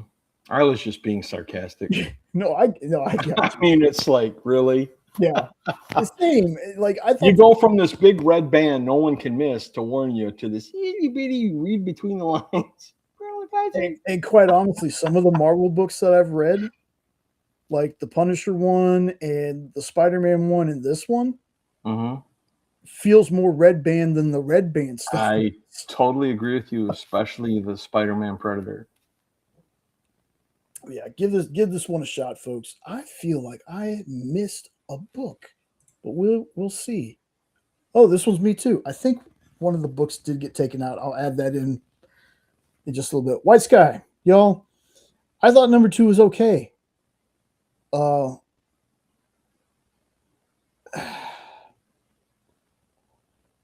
You know how I said earlier that Dork number 2, even despite the hype, was still a fun book. I really, really enjoyed it. It's not that I don't enjoy this book so far, but there's a lot of silence. Like, and I know the art needs to speak for itself and stuff like that, but when you're only 2 issues into something, it just feels like I need more dialogue. And usually I don't say that about a lot of books because, one of my problems that I had with Zenesco back in the day was there was so much dialogue you couldn't see anything. Mm-hmm. This one is a lot of, unless you like the art, I think people are going to get bored with this one. Like, there's some cool things. There's some stuff that I'm like, they're planting the seeds. I get it. But it just feels like almost, this is not a book, even the number 1. I wouldn't pay more than cover price for. Nope. Despite the speculation and everything. Like, it's an okay book, but that's what it feels like. And again, it's because one of the characters is alone. Okay, I mean, I get that. But my goodness, there were so many panels with the art's good if you like the art. If you're not a fan of the art, I really don't think people that don't like the art are going to like this book. Again, I'm and that's not me talking bad about the book. That's me giving you my thoughts on it. I'm still going to read this, but somebody's got to pick up the pace. Like, there is a cool thing that is happening in this book, but it's just not happening fast enough. It's until you read it, I can't explain it. Like, if you go into reading this book, and again, you're like, what book was Jay reading? This book is freaking awesome. Great. And I love that for you. For me personally, the next issue's got to do something. Like, they do something in this one, but it takes so freaking long. It's almost like If you watch the Lord of the Rings trilogy, you take out all the action scenes, you just leave the walking, and you just repeat that over and over and over and over and over again. That's kind of what it feels like in the second issue. I'm reading this one too. And Jay, you are you are being much nicer than I would have been. Oh, this issue was boring as boring could be. And yeah, I might be tapping out now until you tell me that issue 3 is worth picking it back up. Because the people that were spending the hundreds of bucks to get this first one, I really don't think it's going to be worth much in the future unless they really turn it around. I know, and that's usually, folks. I do at least 3 to 4 issues of a book before I completely give up on it. Oh, man, this one I want to like this book because I see that there's a story there, but it just feels like a lot of nothing at the same time. So yeah, it's like you're dying of thirst, and there's a soda place right across the road, but you decide that you want to go 2 states over to get a drink. It's like, come on, let's get to the point. What are you doing? yeah, that feels accurate. Feels accurate. So, folks, if you're reading this and you like it, awesome. You know, but if you haven't started it yet, don't let what we say deter you from starting it. Make your own decision. You can. But let me add this though. Yeah. If you want to start reading it, do not overpay for the first one. Yeah. Wait for the next print. Yeah. Because even if you like it, it's not worth what people are wanting for that first issue. Not at all. Not at and all. I don't think it ever will be. I think this thing is going to die out unless they really turn it around. Yeah. Again, with their the parts that they do give us, I'm interested in them, but it's like it's not there. Yeah, where they want to go is interesting, but getting there, just get there. Yes. You want a book that feels a little bit faster than this? Go read Bleeding Hearts, because I've been enjoying that one. That one kind of is getting to the point a lot faster. But yeah, so again, folks, make up your own mind with this. Like, don't let anything that gets said here deter you from if you were excited to read it. But like Ed said, I'm going to back you 100% on that one, brother. Do not overpay for this book. So there's your friendly PSA from Hydra Asylum and Weird Opes. Don't overpay for this book. All right, let's see. What do we got next? We got me again. Yeah, I think I lost one of your books somehow. Or did I already? Oh, no, I skipped it because you had to. That's right. Okay. That's all right. We're good, brother. Go ahead. Let's see. No, go ahead. I read that Superman one too. Okay. Well, then we'll do that one then. Okay, where did I go? There's that. Okay. So let's get to this. For me personally, I'm gonna start it out like this. I think this might have been, as much as I love I think the Batman Deadpool one came out first. I can't remember. I get that stuff mixed up. I think this one might have been better.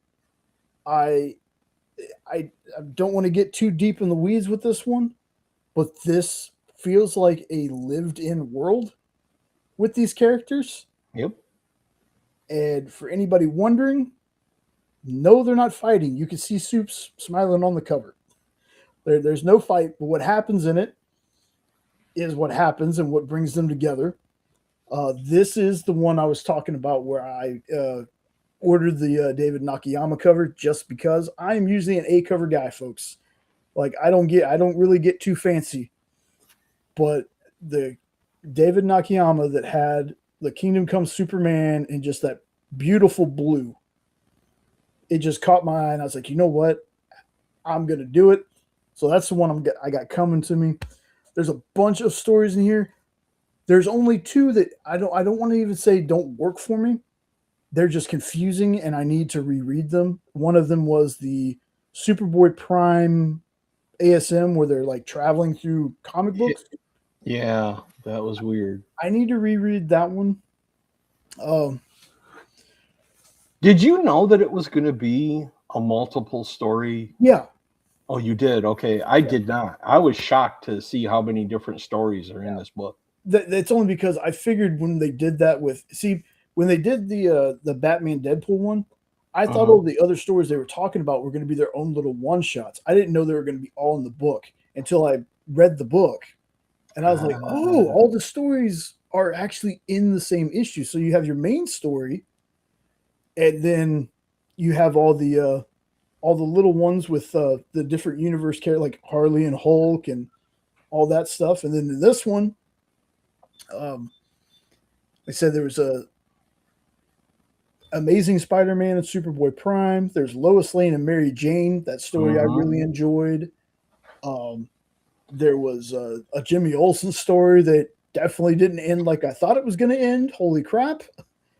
But yeah, the side stories to me were really really solid. It's just two of them I need to reread because I was very confused by the Superboy Prime one. I agree with everything you said, but I just wish they would have gave us a little more of that main story. They kind of rushed it a little bit. Yeah. But I really did like it. I really did enjoy it. And that cover makes me want to cry because that's the Spidey suit I thought we were going to get in the movie. Yeah. And we're not.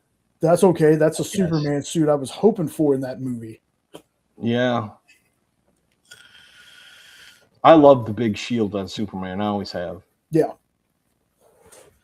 Yeah. This was super solid, y'all. I've got the pun intended. Yes.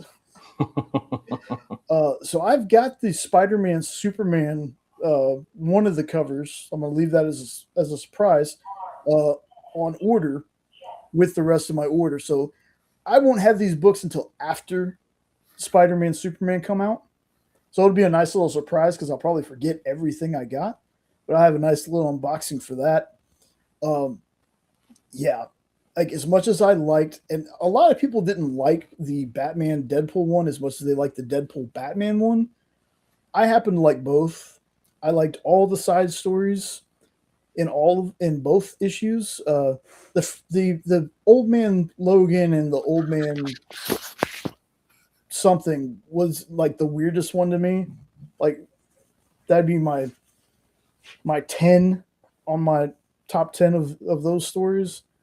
But I hope this one does well as the Batman and the Deadpool one did, because I want more of this. You know, I want there to be somebody looks at these and be like, you know what? We are teaming up. We are making bank off this. Fans are enjoying it. Let's do an animated movie or something. Oh my goodness. Tell me about that, man. How awesome would that be to have like a Justice League Avengers animated movie or something? I mean, genius, dude. That is genius what you just said there. I would love that so much. I've wanted that my whole life. And I'm still holding on to it. I can't find my list, but I actually have a list I wrote down of movies that I want to see, and I was like, they can either be animated or live action. So I got my Old Man Logan with Logan, which again, folks, Logan is it's definitely not a 1-to-1 if you've read Old Man Logan, but that's the best we're going to get. And if that was the best we were going to get with Old Man Logan, I will take it. Logan is what Wolverine should have been the whole time. Logan was such a great movie. I wanted a Deadpool movie, and then that test footage leaked. That was the computer animated stuff from Blur Studios. When I found it, it was a crappy cam copy of it, which I still have somewhere. And then somebody leaked the actual test footage. Then next thing you know, Fox greenlights a Deadpool movie. Blackest Night is on that list, whether it's animated or whatever. Green Arrow is on that list. We were supposed to have a Supermax movie years ago. I've talked about that before. Make that one animated if you can't do it as, if you don't do it live action. Make an animated Supermax movie, because that was always an interesting concept to me. There's so many things that can be done, and I'm hoping that this does so well that they decide, like Ed said, do a cartoon movie, or at least take some of the team ups that y'all have and expand on them. Like I talked about DCKO, the boss battle, and how if they just would have been expanded, I would have enjoyed it more. It was a little bit of a letdown. Doesn't mean I didn't enjoy it, but for my money, I think this is actually better than boss battle. There's still surprise cameos. You until you read the book, you don't know that there are other people. Like there were certain characters that showed up, and I was like, "Oh my god, really? They're allowing that person in here?" Yeah, I loved it. So this was one of my favorite things I read this week. Now that Marvel has figured out how to do an animated show, like bringing back the X-Men 98 or whatever, I would love to see them use the classics and do something together. Yeah. And do it the classic way. Don't, oh, that would be great. Take my money. Yeah.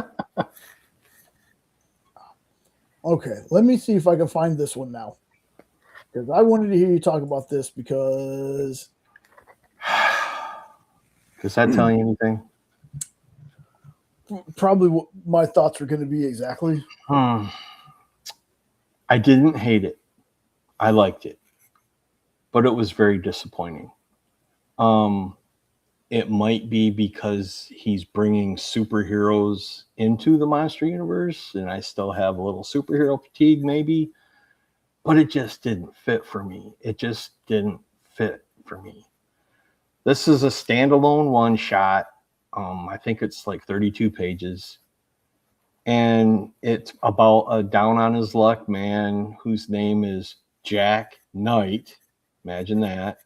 Because midnight, they put the K in there for a reason. That's his last name.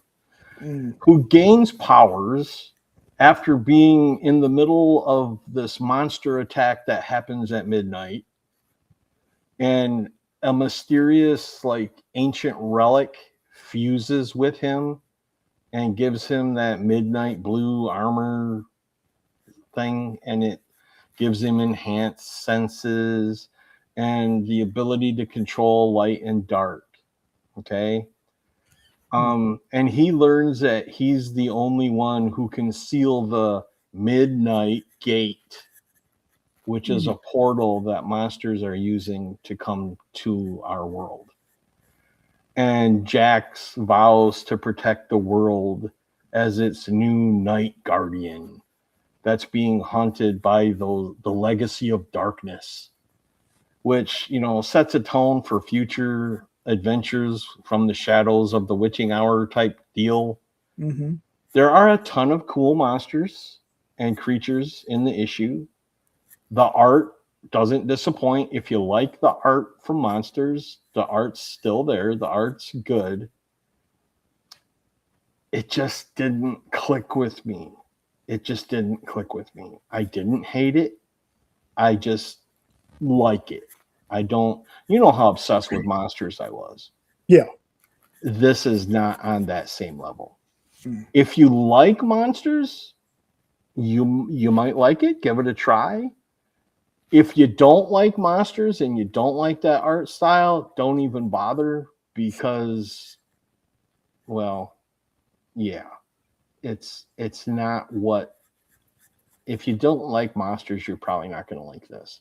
Unless you want to see a superhero fighting monsters. Yeah, folks, this was the book I was talking about earlier, where I was like, I never want to like prejudge things. I always want to be like, you know what? Just because I didn't personally like this, I don't want to just be like, I ain't even gonna try that. So, despite better judgment, I probably am still going to at least attempt to read it. You might like it. Yeah. You might like the superhero injection. I don't see how that works with the world he was building. Yeah. I was disappointed. Didn't hate it. Well, the art's beautiful, but just not what I was hoping for. Yeah, I get it, and it's it's one of those things where, again, like, super dope that this dude has blown up. Like, I love that for him, and if there's people out there that just love the Monsters book, again, that's awesome. Just, I tried 3, I think maybe 4 issues of Monsters. One for me. I will still try this one just to say I at least attempted, you know, but it doesn't feel good. Like, if I'm being honest, it doesn't feel like. When I saw the cover, I was like, "Oh no, what is he doing?" And I was right. I was like, "What are you doing? Don't do this." I hope this stays a one shot. I really do. But if you like it, great. I mean, enjoy it. Rock on with your bad self. But if you wanted what we've been getting in Monsters, this isn't it. If you didn't want Monsters and you don't like it, give it a try. You might like this one. But the art's the same. So if you had a problem with the art in Monsters, it's the same art style. It's same interiors as you got in the Monsters. Yeah, see, usually I'm okay-ish when the art isn't my favorite. Like, I can read a book with bad art as long as the story's good, or not bad art, but art that I don't personally enjoy. Yeah, gotcha. So let's see. Yeah, there's no such thing as bad art or bad books. Somebody somewhere loves it. It's just not our thing. Wow. What in the heck is this? The Curse of Cleaver County #2. I was supposed to read it last week when I got my book in. I had the digital for it. This is the Suspiria cover. I never saw this cover. This is cool as hell. Yeah, this is my unboxing I did for my Curse of Cleaver County. This was my cover. Cool. So, again, when I did the unboxing, I said in that video, I was like, I'm going to read it for the show. And then I forgot to read it for the show. So I ended up reading it. So, yes, I know, buddy. So, basically, this one, I read the synopsis of #1 to y'all. Let me just give people a refresh on that. Come on, where you at? Okay.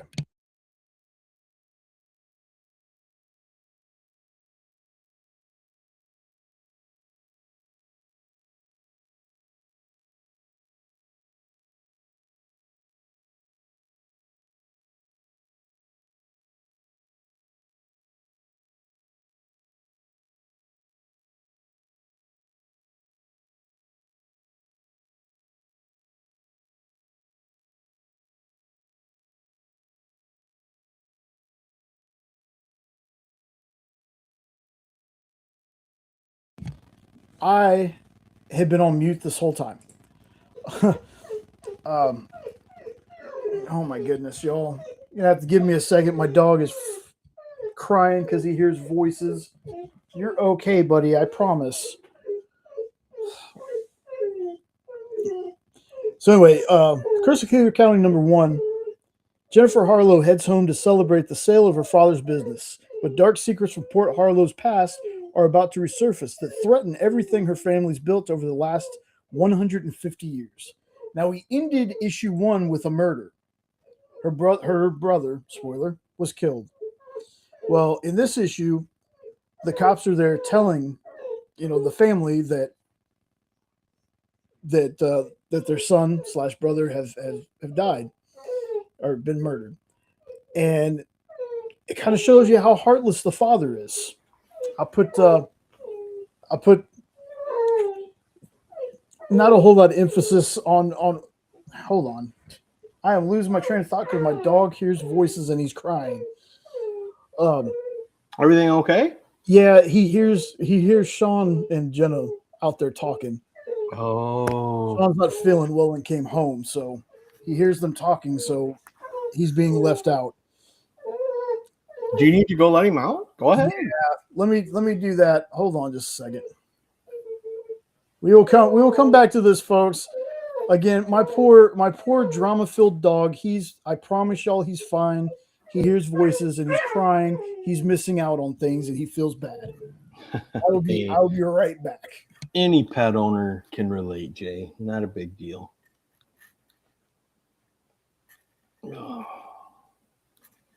So how we all doing tonight? Everybody off and having a good weekend? I hope so.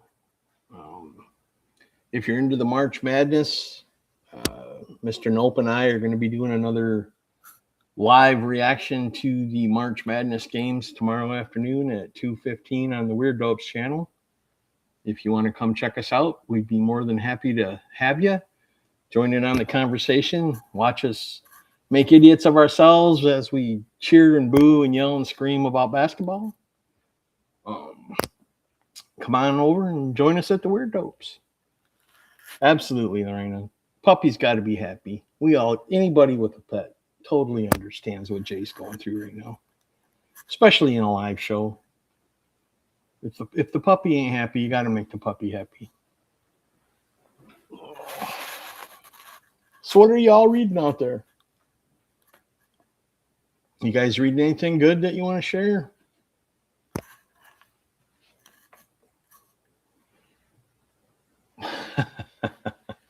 That's funny, Unknown.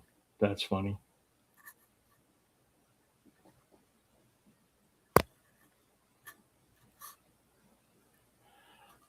This is actually my daughter has been drawing anime stuff since she was a little squeaker. She's 21 now.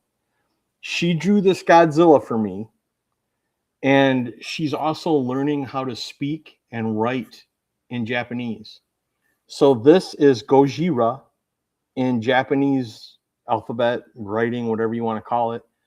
And she took this and made it into a baseball hat for me for Christmas. And I absolutely love it. She also made me a refrigerator magnet of it. And that's up on my refrigerator right now. But yeah, my daughter drew this and designed it and wrote the Japanese language alphabet or whatever you want to call it. But it says Gojira. And I'm so proud of her because she's already had a couple of books published where she did all of the art in the book. And she's only 21 and she's published with her art. I could not be more proud of her. So I wear this hat with pride. I love it. She knows how much I love Godzilla.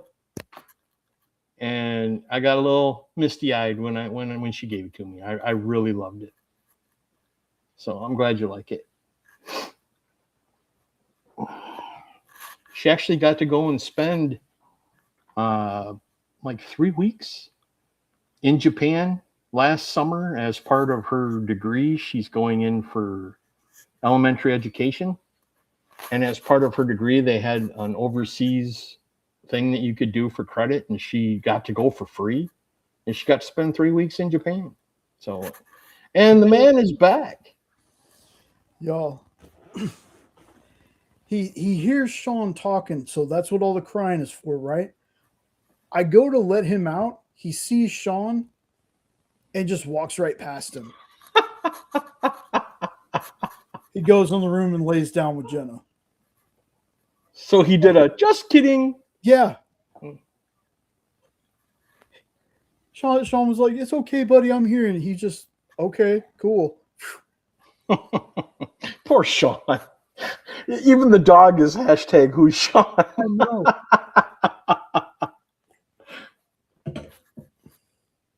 So you go ahead and answer that. Yes, she loved everything about it. She got to stay with a family and they made like homemade stuff for her. And she learned how to make homemade ramen. And she's been doing that on the side. So I bought her a ramen making kit for Christmas for her. And she loves it. and she just is so fascinated with it. She also started a group of Japanese singing and dancing. She's learning the language, and she can sing songs, and she does the Japanese style of dancing that I've never seen before. And she just went to a convention in Toledo, Ohio last weekend to perform with this group that she's made online. So she's just loving it. That is awesome, though. It is. I mean, and it's a great language to learn too. I mean, you can go a long way knowing Japanese. I can barely speak English. I can't imagine. Now I can't get turning Japanese. I think I'm turning Japanese. I really think so out of my head. But that's Was that the vapors? Yeah. Yeah. It's giving me the vipers.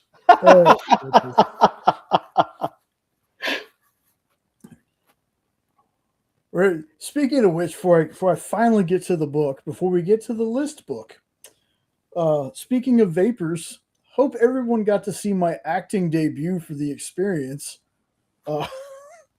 For our exclusive cover that we're getting from Jay Fosgate it's an EXP exclusive Ben 10 cover. How did I miss this? I don't know. Wow, I didn't know about that. You give me a second though, because we've shown it everywhere. Give me a second. I will show you what the cover looks like. Right. Maybe. Come on. Let me know when it uploads. You're not going to upload. Me too, Lorena. I couldn't be more proud of her. The fact that she can talk it and write it is amazing to me. I feel like we're watching a Cylon. Oh my goodness. Oh. You're going to be that way with me tonight, aren't you? Why is it doing that over just a single picture? No clue. Well. Did it go? Can it be seen now? Yep. Okay. It's good. So I don't get it. How are you acting? What do you mean? So for the announcement video.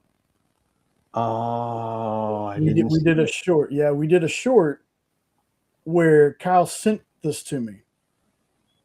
And I threw my glasses, took my hat off, passed out in my chair. Being very dramatic about it. Now I got to find it. Yeah, and what makes this EXP? Does it say it on there somewhere? No, but the EXP is the only place you're going to be able to get it. It's not going to be in stores or anything. Gotcha. It's literally just a thing. See, Lorena, I don't know that either. I know of the character, but much like a lot of, well, I mean, I had cable when Ben 10 was out, but there's a lot of characters that people tell me they have nostalgia for, like Doug or Rugrats, stuff like that. I never watched any of that as a kid because it didn't have cable. Mm. So, yeah, I think pre-orders for that are going to be on the EXP website. There's going to be more information that soon, but I think Monday is when we're starting it. And then there's plans for other things to where you can buy it on our shows. But there'll be more information about all that. But I wanted to show that off because I'm a Jay Fosgate fan. I have his cover of the foil and the regular cover of Garrett Gunn's Warcorn's birthday bash that he did. Garrett sent them to me for my birthday. Fantastic. And if y'all know Kyle and see him on Facebook, the profile picture he has is actually a sketch that Jay Fosgate did of Kyle. Very accurate, if you ask me. So, all right. We'll get to Hey, what's going on, Fable? Good to see you, brother. Fable! What's up, brother? And I have messed up. I'll say. Where are you at? Is that an homage to A Nightmare on Elm Street? Yes. I knew it looked familiar. I just couldn't put my finger on it. Which was pretty appropriate. Come on, there we go. Fix that. Which is pretty appropriate, seeing that we were talking about Nightmare on Elm Street earlier. Yeah, exactly. Well, that's why when you popped it up, my mind went to Freddy Krueger, and I'm like, "What is this?" Yep. And I forgot all about your. I was like, "Oh, okay, yeah." Yep. This is. So I got the Bjorn Burns cover for issue 1. But I saw this one, and I was like, I got to get this one. Got to get it. There's a bunch of covers that they had. This was a really hard choice because, again, I'm usually an A cover person, but sometimes I see things like this. Like when Deceased was coming out, we got most of the movie homage covers. So had to get this one. And how? So in the end of the first one, ends with a murder. This is the repercussions of that.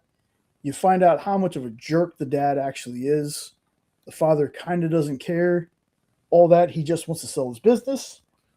Their daughter, Jenny, who has traveled from college with her friends and her boyfriend. They're there at the house when the news is dropped. And the police are telling the family, because they're a very powerful family, apparently, that they're going to have black and whites parked outside, to watch the house.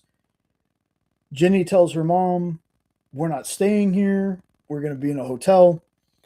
And they're like, "Well, why don't you use the cabin at the lake?" Because apparently these people are so rich, they own a cabin at the lake. So her and her friends go there. And this is, it's a little bit of a slow burn. It's a little bit, but I'm enjoying it enough to where it's not boring.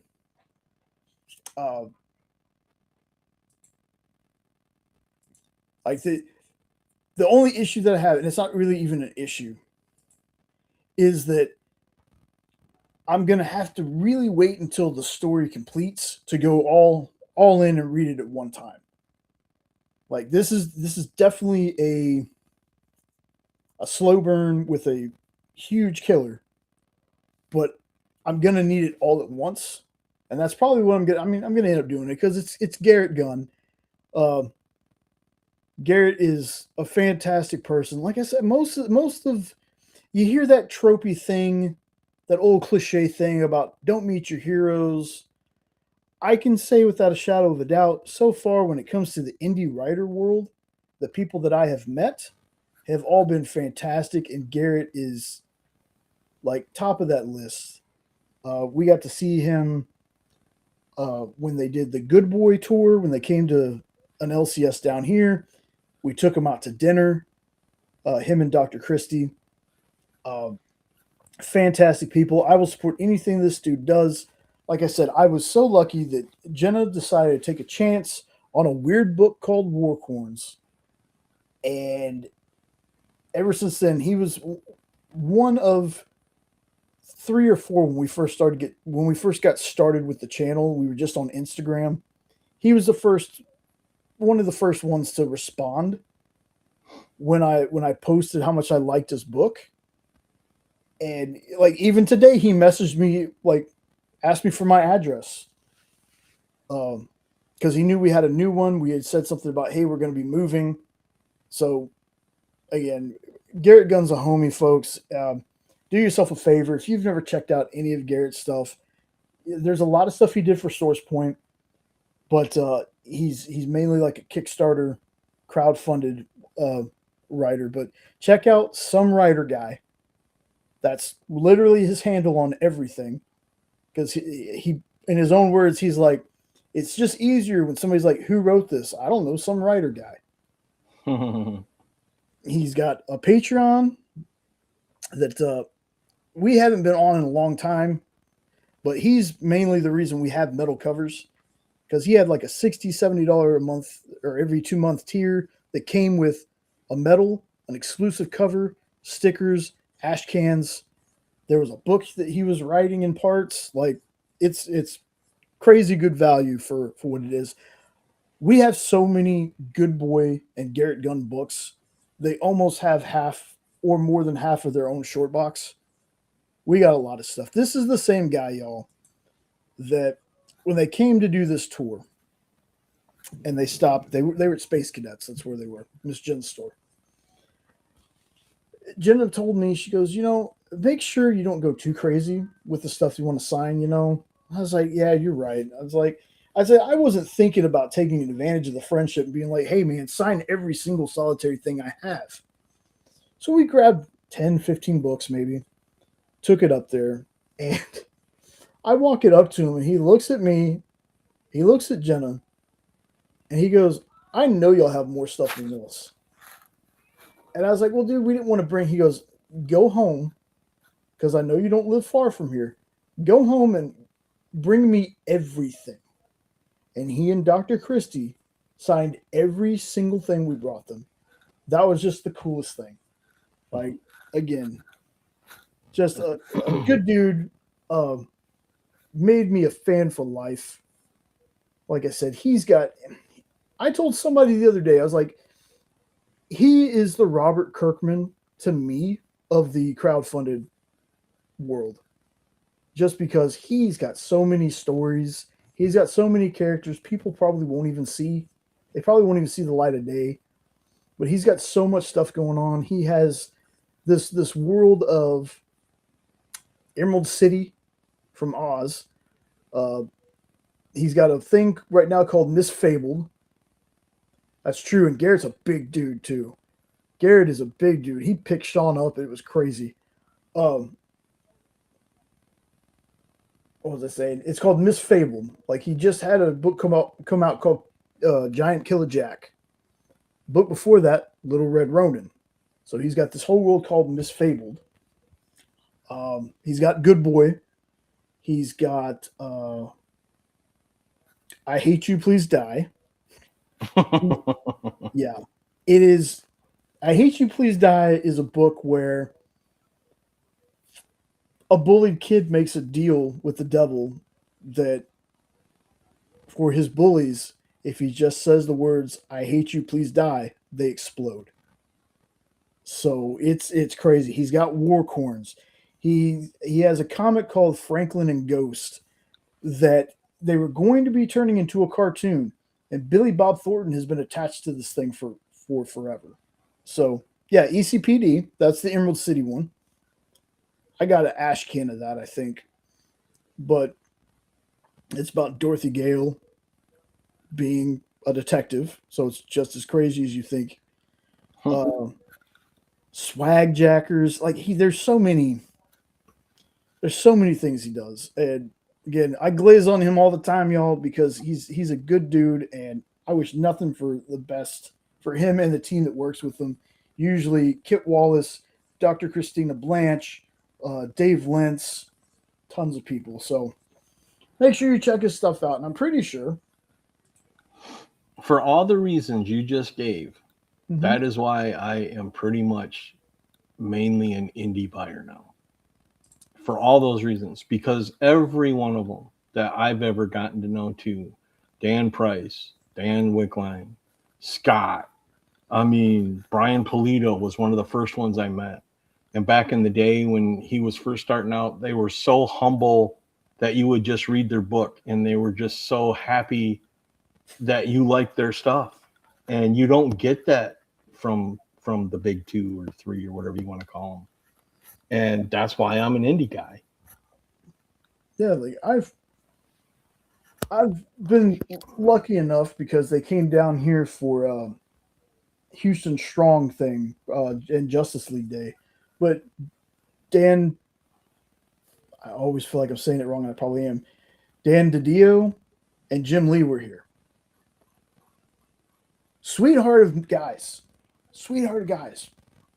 But pretty sure I could text Yeah, like I have his number. Jim Lee and text Garrett, and I can almost guarantee you who's going to get back to me sooner. So, lovely people, but the indie guys are the ones that, the fans like.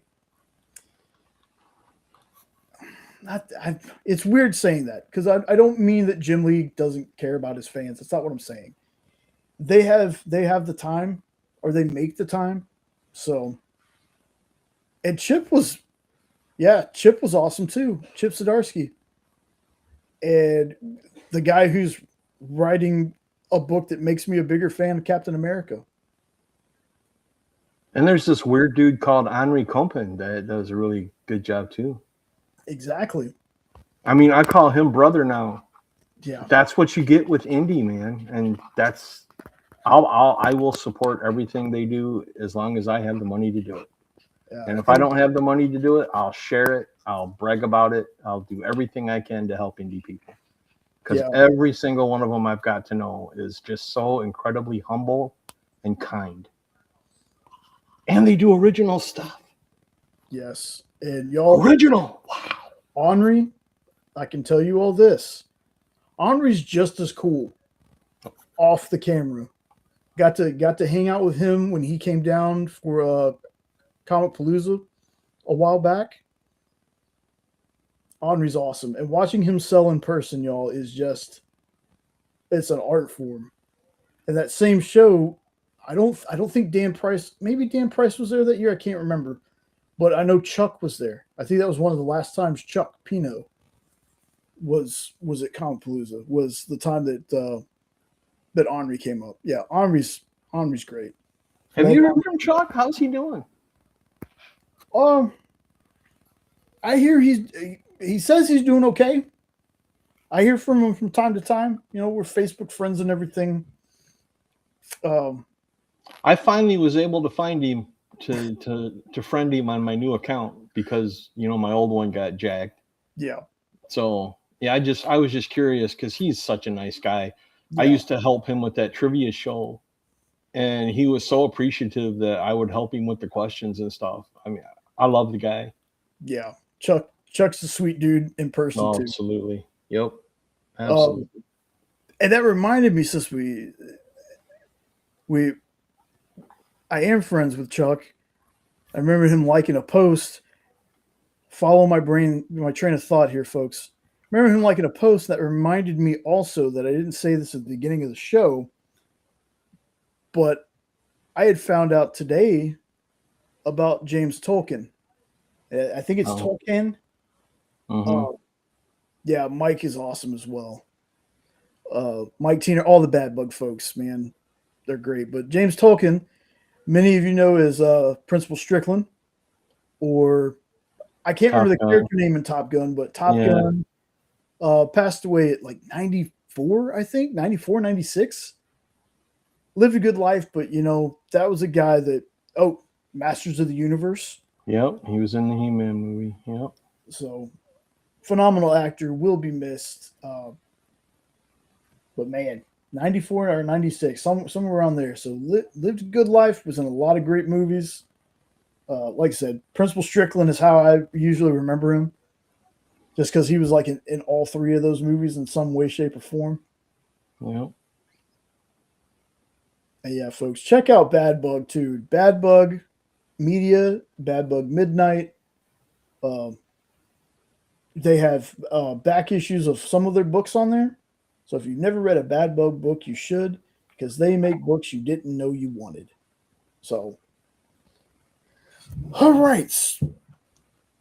We're getting to that part of the show, folks, where we are going to talk about a book that I've been trying to read for like 2 weeks, and I still only got like 2 issues in. But I'm still ready to talk about it because I know Ed has read this. So let us talk about the book that was on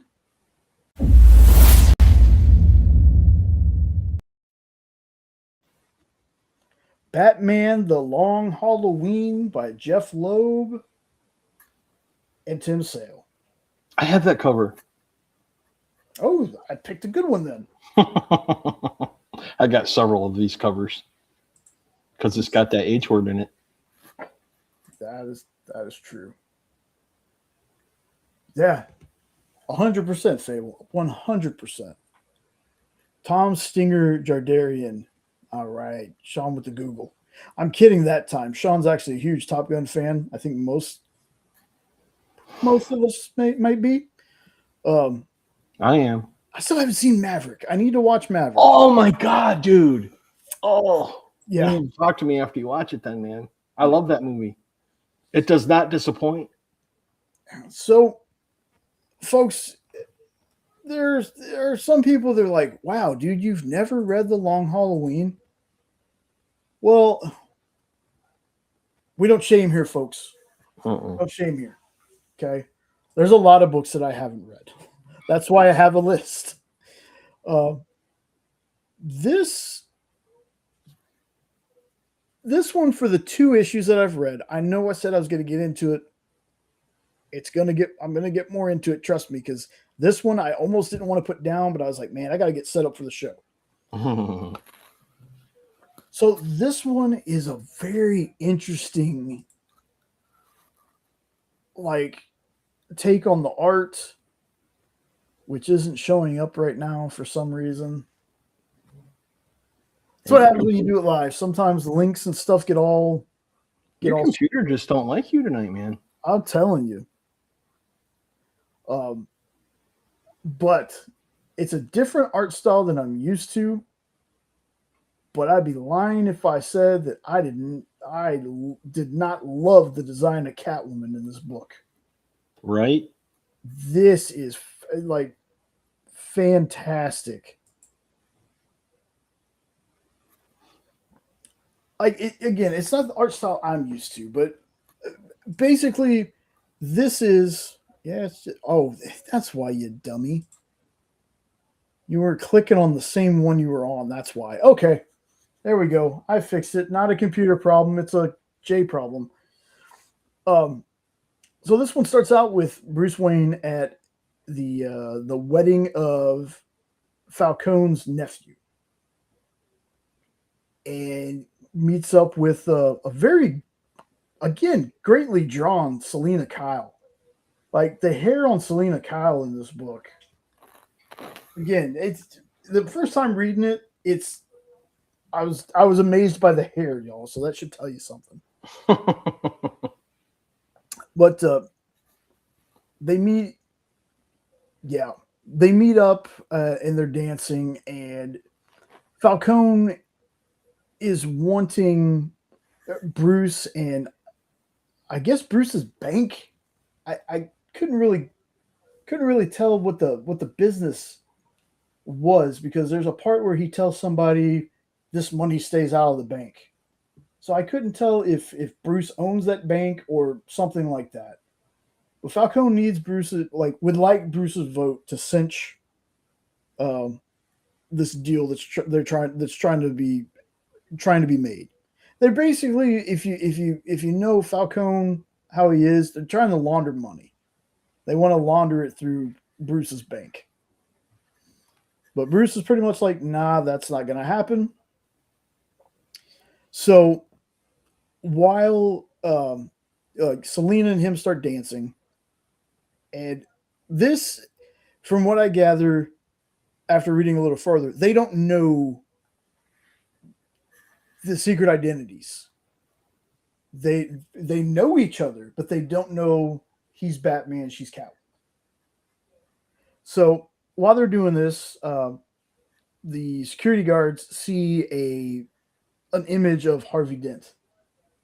Harvey's there taking pictures of license plates, and you don't see who does this, but I guess he's hit by a car, like somebody runs him down or something, but he bounces back, because next thing you know, it's Selena and Bruce are like, hey, Harvey, you okay? So Harvey ends up somehow miraculously walking away from this. He goes to see Gordon, right? Goes to see Gordon, and Gordon's like, well, I have a friend. They're staying on a rooftop, and it's just waiting for Batman to show up. And Batman shows up like Batman does, where he's just randomly like, boom, I'm here. I didn't grab that picture, but trying to scroll through some of these, let you know. They talk. Apparently, Harvey knows who he is too. They talk about taking down Falcone, but it's got to be they can bend the rules, or at least Batman can bend the rules, but they can't break them. There has to be a line. They can't turn into criminals to do this.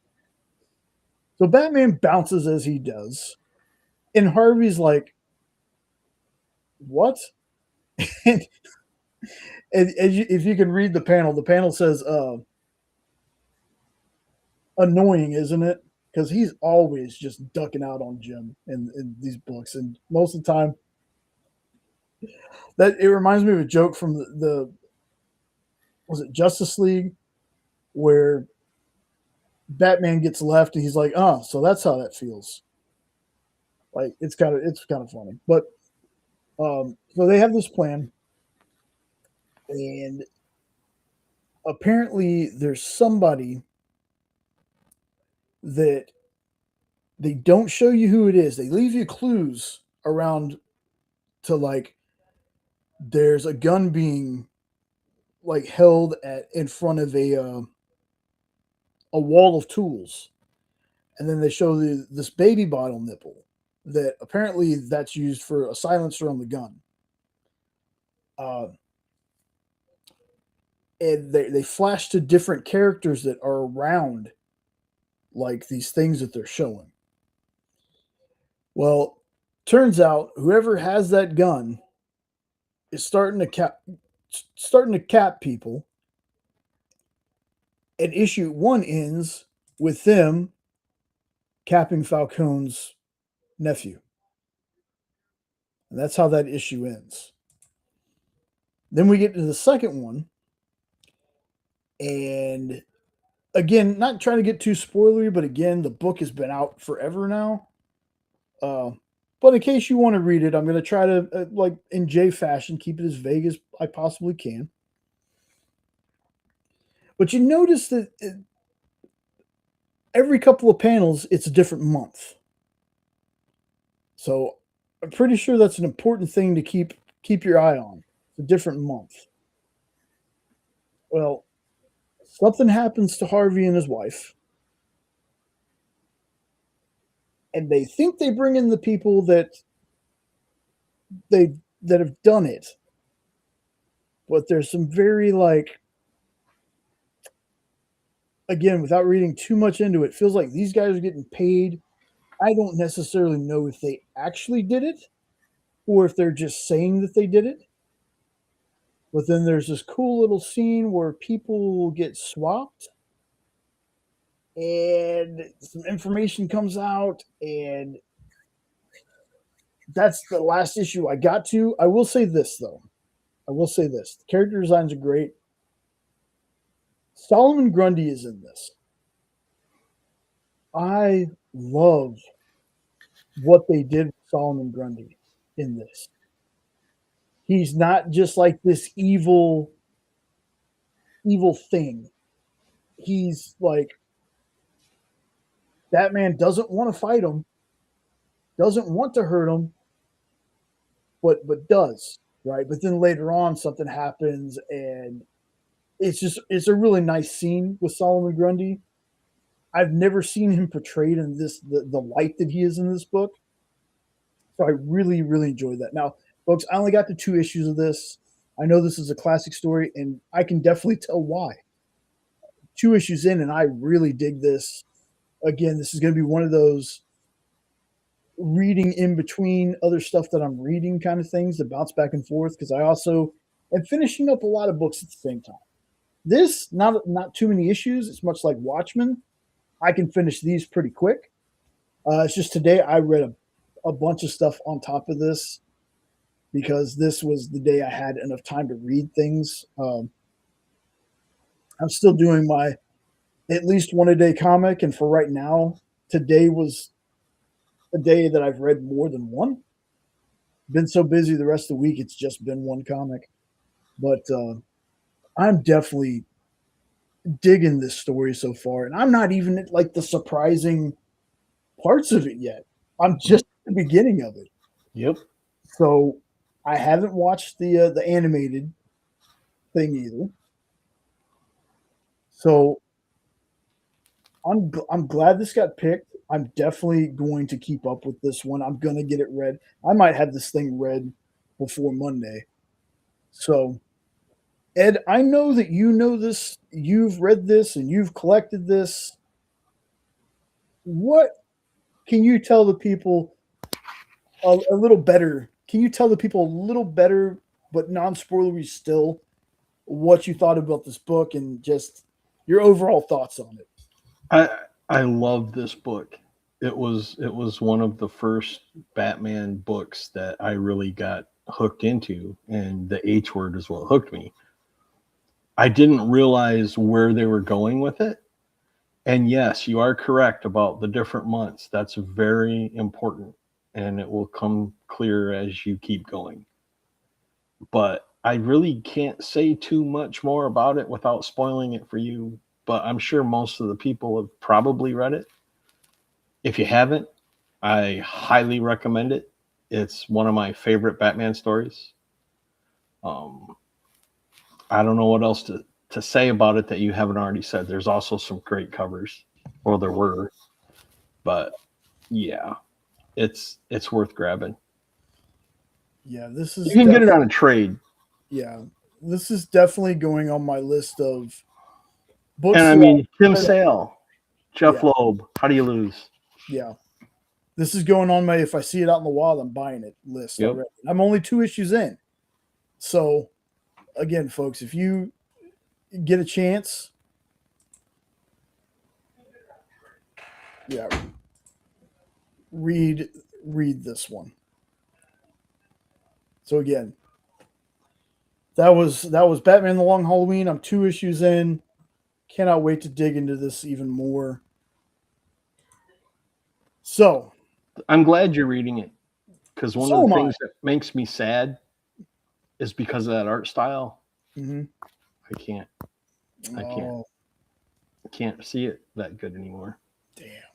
But I know what it was. I remember because I had read it several times. So I'm glad you're reading it, so you can bring it back for me, because I haven't read it in a few years now. Oh yeah, I'm going to end up doing an overall review on it. I like this book Nice. so much. Already 2 Nice. issues I in. love hearing that. That made my night. Isn't I think it is. I think they do have a compact for it. I'm pretty positive there is. I'm like 98% sure that there's a compact. But I'm definitely, if I find it out in the wild, I'm buying it. So now that If you're we've talking about the single issues, it's not going to be cheap. no. I'm talking about the trade. The trades, Yeah. okay. Even the trades, some of them, if you get like the first print, they're crazy. But Hey, yeah, I ain't worried about that. The compact one is only $10 or not. yep, Is it $10? Yeah. yeah, yep. That would be my recommendation. So before we get out of here, now we have to pick the next book, and eventually, it's going to be Paper Girls. Nah, it's rigged. You ain't fooling me. So we're going to shuffle this up a couple times, and folks, when this wheel is done, I'm going to rework this to make it a little more audience participation. But for right now, let's spin this and see what book I'm going to be talking about next week. Oh, wait. Shut up! Ed. Shut up! Finally, Oh, Paper Girls. I had to challenge it. I had to call it a cheater to get it to do it. Paper Girls, it is.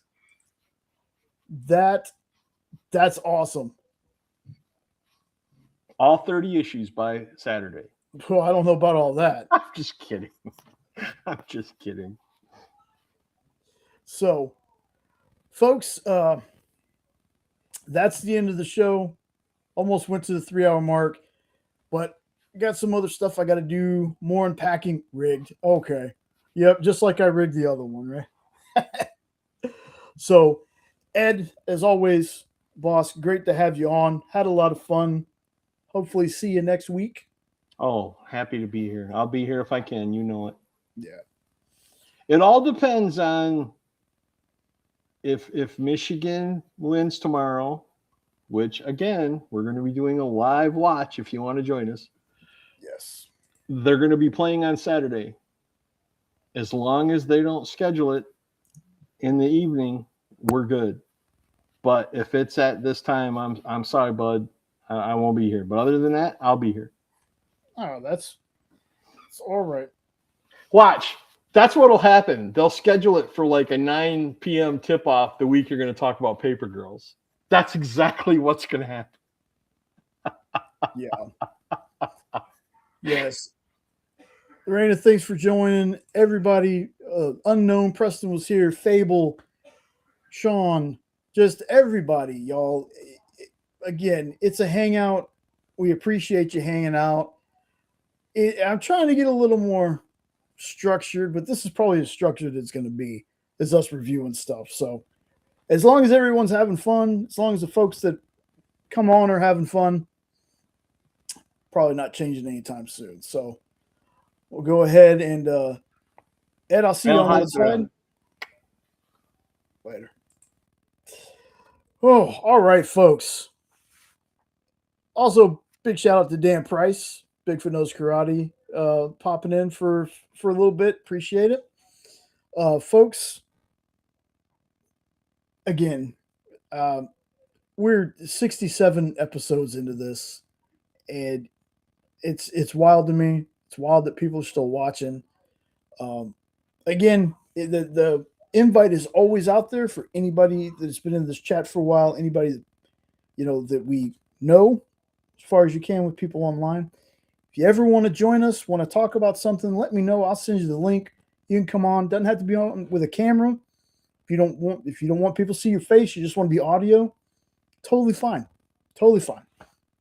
But we're going to end it, folks. Again, thank you. I hope you all have a great rest of your weekend. Come back later. Leave a comment. Let us know if you read anything. Let us know what you're excited to read. If you have any suggestions on things to read, leave those too. If you're watching on the rewind your first time here, thanks for staying this long through the video. Folks, don't forget to like, share, comment, subscribe, all that fun stuff. I will have an unboxing video dropping pretty soon. Got something really cool in. Can't wait to show that off. But until next time, everyone, take care, and we'll see you later.